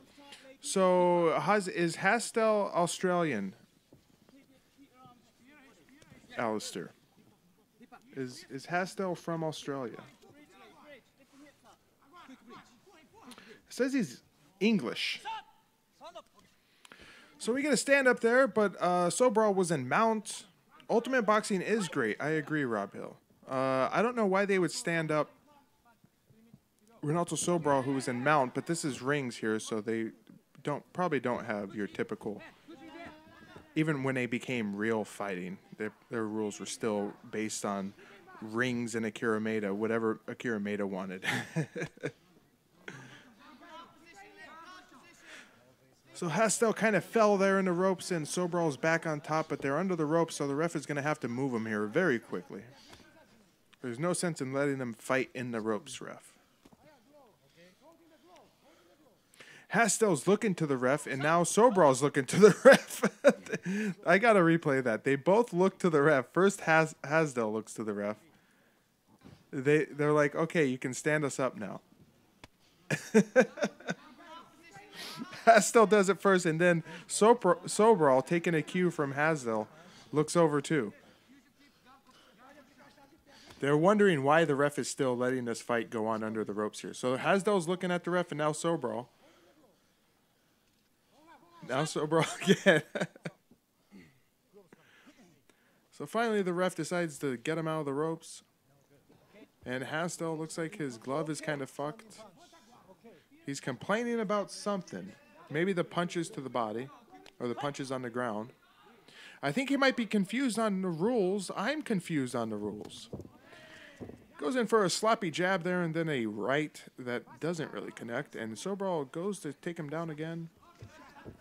Sobral flicks him off there, turns out of that, sort of had the neck, Hastel did, and Sobral gets out of it, gets on top and side control.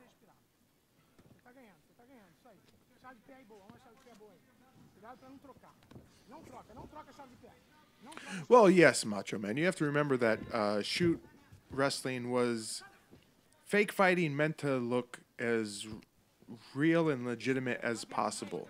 No high-flying, jumping off the ropes, doing flips and shit like that. Ground-based fighting, lots of mat wrestling. Sort of striking on the feet was based on just head slaps. So, yeah. I like shoot wrestling, but I also don't like it. I guess it depends on the shoot wrestling you watch. There's some good shoot wrestling, and then there's some bad shoot wrestling. So the ref here is going to give Renato Sobral a blowjob. I don't know why he would decide to do that at this point of the fight. But he's just cutting off the strings. So Sobral's trunks here are falling apart, and the threads are coming out, and so the ref had to get that fixed. Well, Sobral should probably buy new shorts. Nice inside leg kick there. He goes for another one, but he gets smacked by Hastel. Hastel's got the neck wrapped up once again.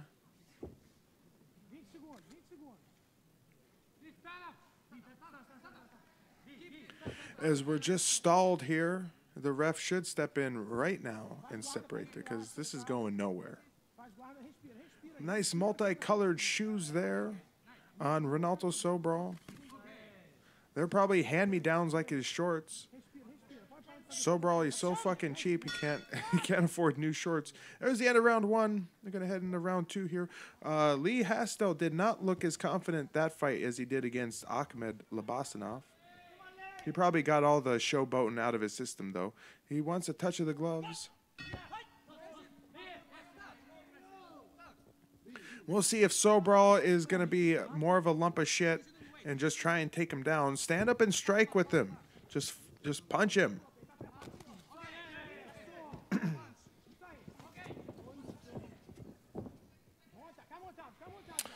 Bart Valley. Did he used to have a YouTube channel where he would peddle his training videos? I'm sure Bart Valley has something to teach people.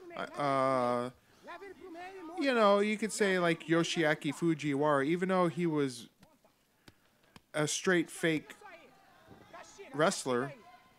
Yoshiaki Fujiwara taught a lot of people, so I'm sure Bart Valley has some things he can teach that can be applied in real MMA. But there is a code of silence amongst the Japanese shoot-style pro wrestlers that will tell you to this day that the matches in rings were real. And the UWF were real. The Universal Wrestling Federation. The precursor to rings. I've had a guy who said he used to wrestle for UWF come onto one of our videos and maintain that they were real fights. Now, I didn't want to be mean, and I didn't want to tell him that he's full of shit, and I don't believe him. So I guess you could say I humored him. Kayfabe never died for a lot of these guys. Alistair says kayfabe never died for Bart Valley. It's never died for Akira Maeda. It's never died for Nobuhiko Takada. A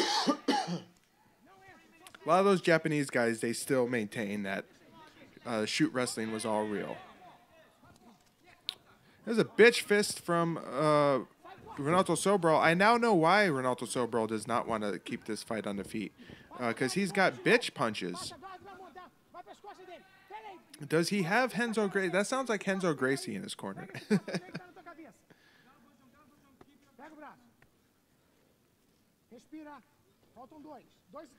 Lee Hastel would have a very sporadic career going forward after this. He'd have a couple fights in 2000 and 2001, then take 3 years off.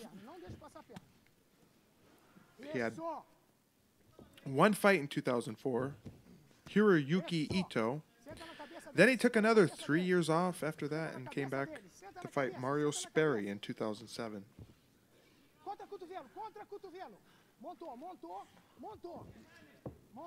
Yes, hello, here's nothing, here goes nothing. He does look a little bit like Frank Trigg. That's Lee Hasdell. There's Port Film Co-op. What's up, buddy? It's about time you showed up.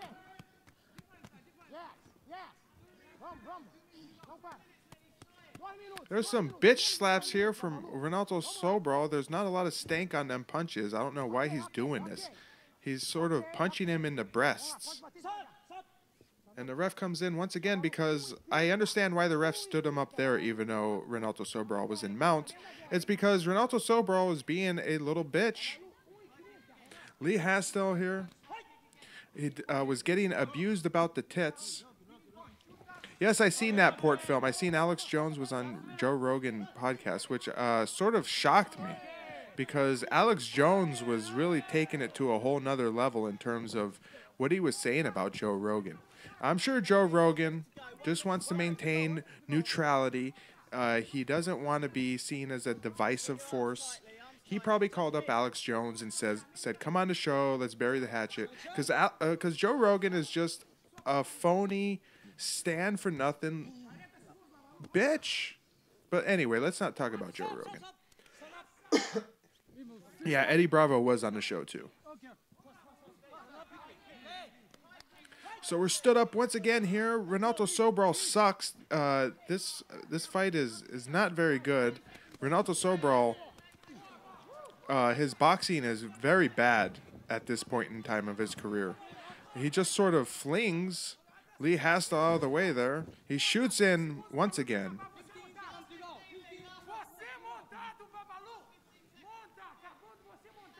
We're back on the mat here. Renato Sobral is back on top. Knee on belly in the mount. Well, so the thing about, a lot of people will accuse Alex Jones of being this or that or the other thing. He's the only guy who has been banned off of social media platforms. So whatever you say that he might be a fake or phony, there's a lot of fake and phony guys out there that don't get banned off of stuff. So make of that what you will.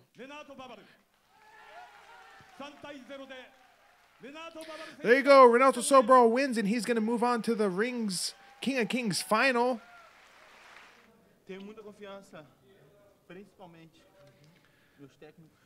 He's speaking Portuguese. Our next fight is going to see Antonio Nogueira taking on Yuri Kokini. Kokini. I have no idea how to say this fucking guy's name.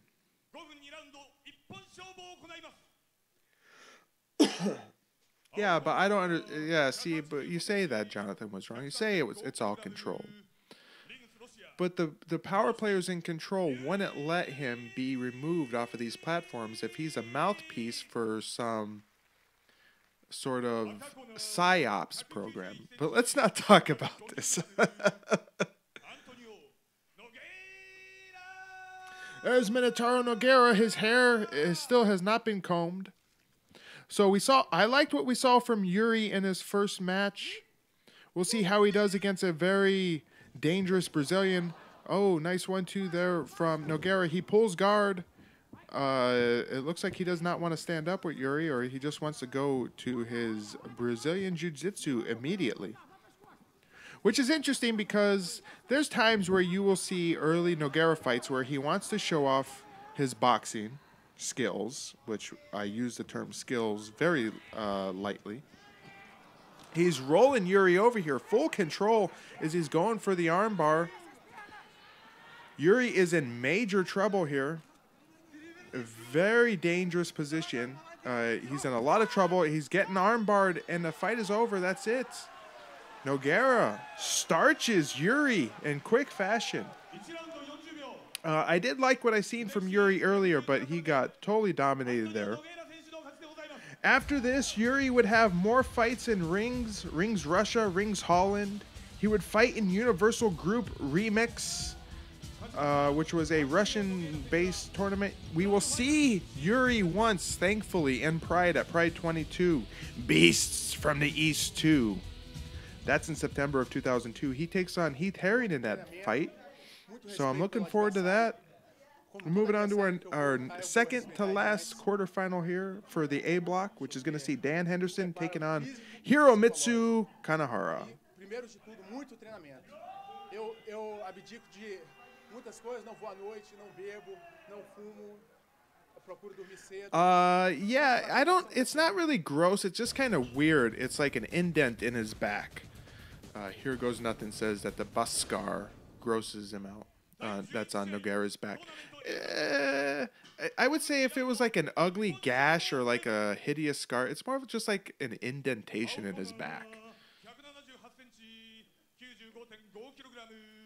There's Hiromitsu. He's back. He's got his poncho back on, which looks like he spent a lot of time cutting it with scissors just so it would look just right. I got a bad tickle in my mouth or my throat I can't get rid of. And my son is back. He's banging some balls together. Say hi, everybody. Well, we're almost done here. We see Dan Henderson taking on Hiromitsu, which should be a good fight because I think Dan Henderson is going to stay standing with him, and Hiromitsu wants to stay standing. Whoa, they are banging it out already. They sort of fumble. Oh, and that was an illegal shot there from Dan Henderson. There is no punches to the head of a downed opponent. We've seen other guys punch the shoulders and upper body of an opponent on the ground. But that shot, and this is some good action here. Some good action to start the bout here. Good leg kick there by Kanehara. Dan's going for punches here. He's holding the back of the head, swinging away. Then, as Hiromitsu's on the ground here, he gets socked by Henderson, and that was the illegal shot right there. Dirty Dan Henderson, says Jonathan was wrong. Well, I think that was an inadvertent foul. That wasn't intentional. Dan Henderson is trying to state his case here, saying that it wasn't intentional, but he gets a yellow card anyway. That's going to be tough to make up here. If it goes to the decision, Dan Henderson's going to have to put in a lot of work because he's already at a disadvantage in terms of scoring.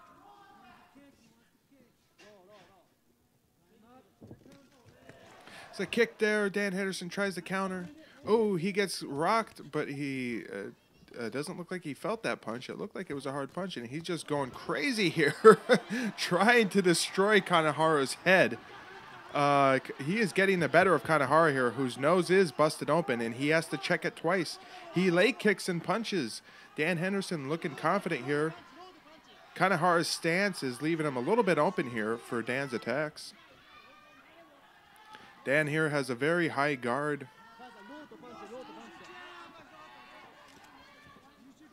Dan is ready to explode forward with punches. I don't think Dan is going to use his wrestling much. As every time that Kanehara is kicking, Dan Henderson is punching it. He's got the perfect counter, the perfect way to fight a kicker. As soon as they're winding up for a kick, you're punching away. And Dan is going nuts here. Couture there say, nice work, Danny. And he's telling him about countering those kicks with punches.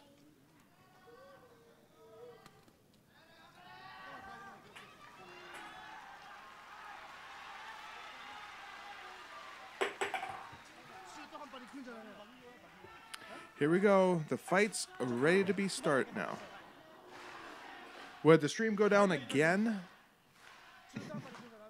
I've got to figure that out, why the stream drops sometimes. I don't know if it's Streamlabs, if it's my internet connection. I don't know what's happening. We're almost done. Is my son here? Is waiting for Daddy to be done. This is a good match, though. Dan Henderson is clearly getting the better of these stand-up exchanges. Kanehara just sort of turtles up here as he prays that Dan Henderson will fight him on the ground. Dan Henderson is looking to get back here as Kanehara searches for his feet in the corner.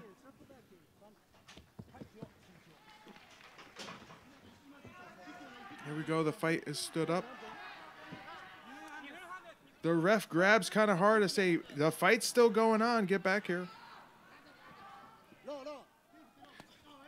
Kick there by Kanehara. No punches from Dan. That's surprising. Kanehara is going to come in for another kick there. He goes opposite side. And somebody's mouth guard come out, I think. Nope. They're taking off the wrap. Kanehara's ankle wrap is falling apart here. Well, here we go. We're restarting again. Lots of stops and restarts in rings fights. Oh, Dan Henderson sort of slams Kanehara there as Kanehara kicked and Henderson grabbed it. Dan asks him to stand up. More like demands that he stands up. Kanehara's going in for punches here. He's grappling him.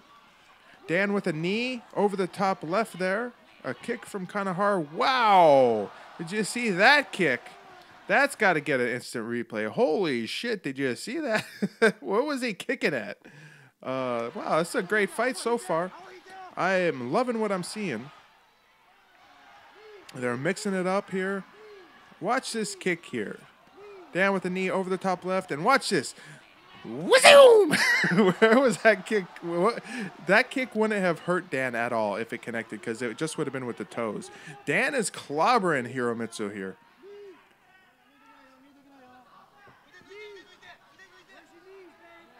Dan is absolutely clobbering him. Hiromitsu falls for something there. Maybe he was trying to drag it, do an arm drag. Dan here Doesn't look like he's really lost any gas. Hiromitsu winds up for a kick there. He's rolling for something, but Dan Henderson lands right on top of him. Dan Henderson has to be careful here not to throw any punches. He's going for a head scissors. I don't know what Dan might be trying to set up here. Maybe a Kimura or a straight arm bar. Hiromitsu tries to roll out of it.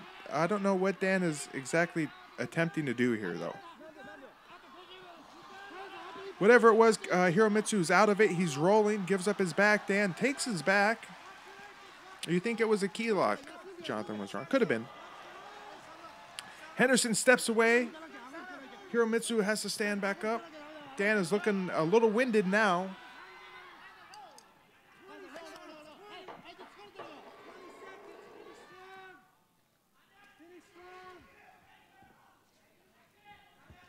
A little bit of a slowdown now. There's a slapping leg kick from Kanahara. He moves in with a straight kick. Dan just brushes it off. Another straight kick to the body.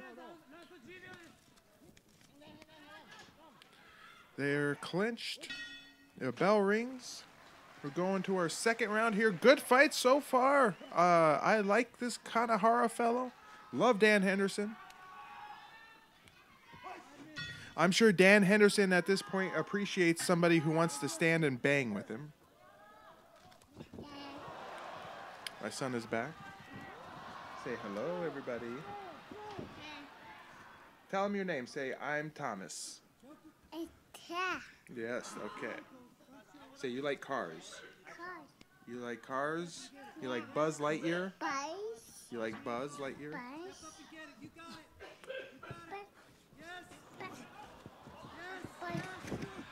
My son is trying to grab the microphone, so he can't do that. I'll be right back. So enjoy this fight, fight fans. I'll be right back.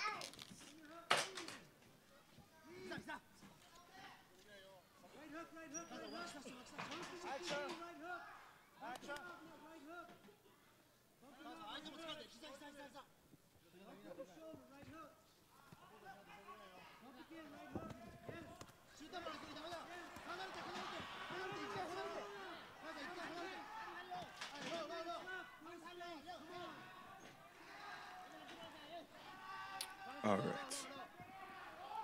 Sorry for the interruption, fight fans. Hi, it's Kum Kum Line. No, this is not Kingdom. This is Rings, King of Kings 1999 tournament. Glad you could join us, Kum Kum. Happy to see you here, buddy. Yeah, my son, we'll see if I can start training him in MMA when he gets a little older. Though I don't know what type of sport MMA is going to be in 18 years when he's finally old enough to maybe actually do it as an amateur, as a pro. Kanahara shoots in. Dan Henderson sprawls. Kanahara tries to transition to the back, but Henderson is up. He's got a body lock here. Kanahara falls with the help of Henderson. Henderson has his back once again. Henderson backs away, so Kanahara will stand.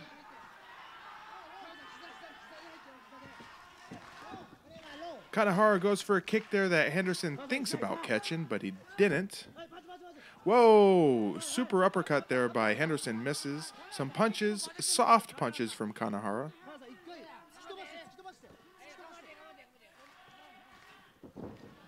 I think those Macho Man, I think those bare knuckle fight federations that they have, or those promotions that they started up, are hit and miss.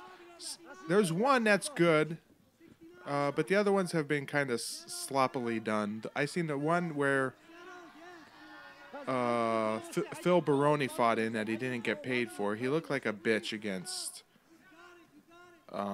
Chris Lieben. It was an awful fight. There's a north-south choke with Henderson on top here. Kanahara looks like he's going to take a little nap. The ref stops this, though, and Henderson's confused. He had a choke happening there, ref. What is that all about? Kanahara here is fading. Dan Henderson still looks to be the fresher man, though he's winded.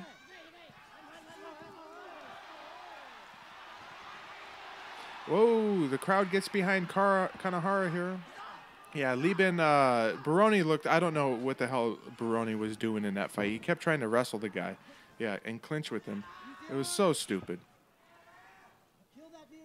Yeah, I don't think Baroni was prepared for that fight at all. He talks a big game, and I do follow him on Twitter, and he does talk shit and talk a big game. But he's, you know, he is a former star MMA fighter of some fame who's not anymore. You know, what are you gonna do? And you gotta stay somewhat relevant as you try to maintain some type of income from this sport. The ref wants to see him stand up here, but there isn't a whole lot of time left. The ref helps Henderson up. He should help Kanahara up too. The crowd here is very loud for this fight. They've been completely silent for the most part for the rest of the card. This fight, though, they're very excited for Kanahara. They want to see Kanahara win. I kind of want to see Kanahara to win too, but I love Dan Henderson. There's no denying that. I won't argue. If anyone calls me a Dan Henderson fanboy, you are correct. I am a Dan Henderson fanboy. There you go. The bell rings. Fight's over. Let's see how this turns out. Remember, Dan Henderson got that yellow card. How's that going to factor into scoring? Draw. One judge calls it a draw because of the yellow card. Draw. Wow. So we have two draws. What's going to happen if this goes to a draw? Is he going to have to go to an overtime round? Whoa! By the skin of his teeth, Dan Henderson wins due to majority decision.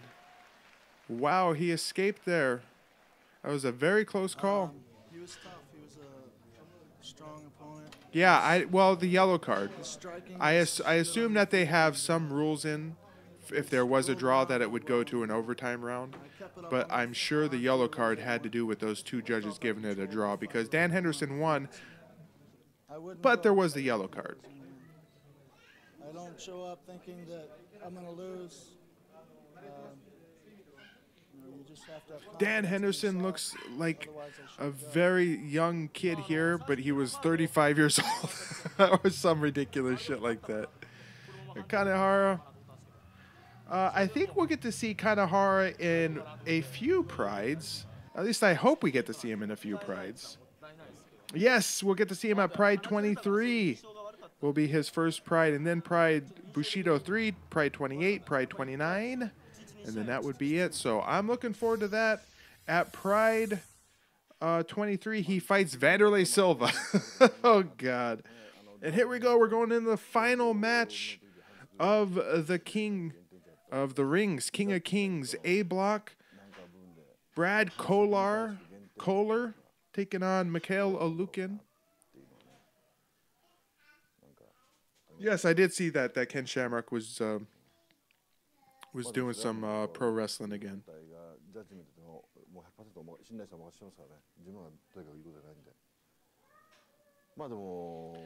Fat Akira Maeda is fat. He's living the high life. Here we go, Mikhail Alukin, World Mega Battle Open Tournament.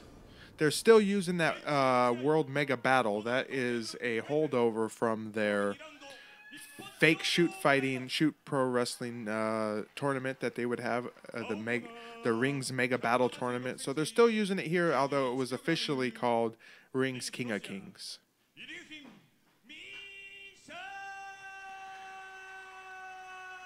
There's Mikhail Alukin. I did not like what I saw in the first bout against McCauley. He got lucky. Brad Kohler. Brado. He still has Animal in his corner, which is awesome. Glad to see Animals sticking around. Brad Kohler is ready to go. Mikhail Alukin is probably wondering, what do I got to do? This guy is a shit brick house. He's doing Donkey Kong maneuver right now, trying to work his way in. He's Donkey Kong, slamming his fist up and down. He's trying to trick Mikhail Lukin, who's, again, ready to keep him back. He's got his hands in a position that says, don't come close, stay back, stay away from me. Give me back my purse. I don't know you. He's scared, says Animal. Animal says he's scared. Wow. Sloppy leg kick there from Kohler. He's wanting to rush in, but he doesn't know how to get past these defenses of Alukin. Alukin, I don't know you. Give me back my purse. Well, Brad is going to steamroll him here into the corner. I see Ahmed Labasanov in Alukin's corner, and I also see Yuri Kokini. Yes, Macho Man and Jonathan was wrong. Bobby Hill. And yes, his stance says, don't come close. I know karate, yes. So Lukin has his back here. He's fallen off, though. He hasn't secured his hooks. Big mistake by Lukin. He should get his hooks in. Oh, and that's what happens when you don't put your hooks in. Brad Kaler's on top. Something's happened. Oh, they're under the ropes. Ref wants them out of the ropes. Brad Kolar, he's blowing himself out right now. He's pumped full of roids, and he can't go very long. He needs to end this fight in the next 30 seconds, or he's fucked. Kick by Alukin. Brad Kolar rages in there for a punch. He falls back as Mikhail Lukin rushes in. Mikhail Lukin's going for an armbar. The crowd is behind him. He's going for this armbar. He might get it. Brad Kohler's on top. He needs to stack him even more. He needs to get up on his feet, and he needs to put a lot of pressure down on Alukin. He can't sit on his knees here. He taps out. Wow. Brad Kolar, who was set. Whoa, a little cartwheel and a flip, a sloppy flip there by Alukin. Animal gets in to retrieve Kolar. Yes. Kolar was the dark horse of that tournament, but he showed his true colors there, and Alukin managed to pull out the victory. And we'll see if we hear from Fat Akira Maeda one more time. There you go. That's your. They're going to the finals. Mikhail Alukin, Dan Henderson, Antonio Nogueira, and Renato Sobral are all headed to the Ring's King of Kings 99 finals. There's Fat Akira Maeda. I hoped we'd see him one last time. リングスルールっていう部分は面白さはあるんだけど、やっぱり慣れてると緊迫感があるんですね。で、今の経験ルールって緊迫感とかあるんですけど、で面白さっていう部分。Oh, who fucking cares what he's saying? Well, everybody, let's pause it there. What'd you think? Have you ever seen the Ring's King of Kings 99 A block? I know the B block is out there. You might be able to find it on YouTube or something like that. But the A block is pretty hard to find in video form on the internet. So I thought this was a nice treat. I liked it. It was really good. Had good fights. It was entertaining. The round structure made sure it stayed nice and concise. So that was good. But that's going to be it for tonight's Legends Never Die. The Classic Combat Super Show. We'll be back next week. I'm going to put a poll up, and you can vote on what we're going to watch next week. And hopefully we'll get a chance to see something that's been on the board for a while now, which I think might be that Riki Dozan 2000 Memorial Show, which will be fun pro wrestling. Not real fighting, but fun pro wrestling. So I'll put that poll up. Look for it in the next day or two.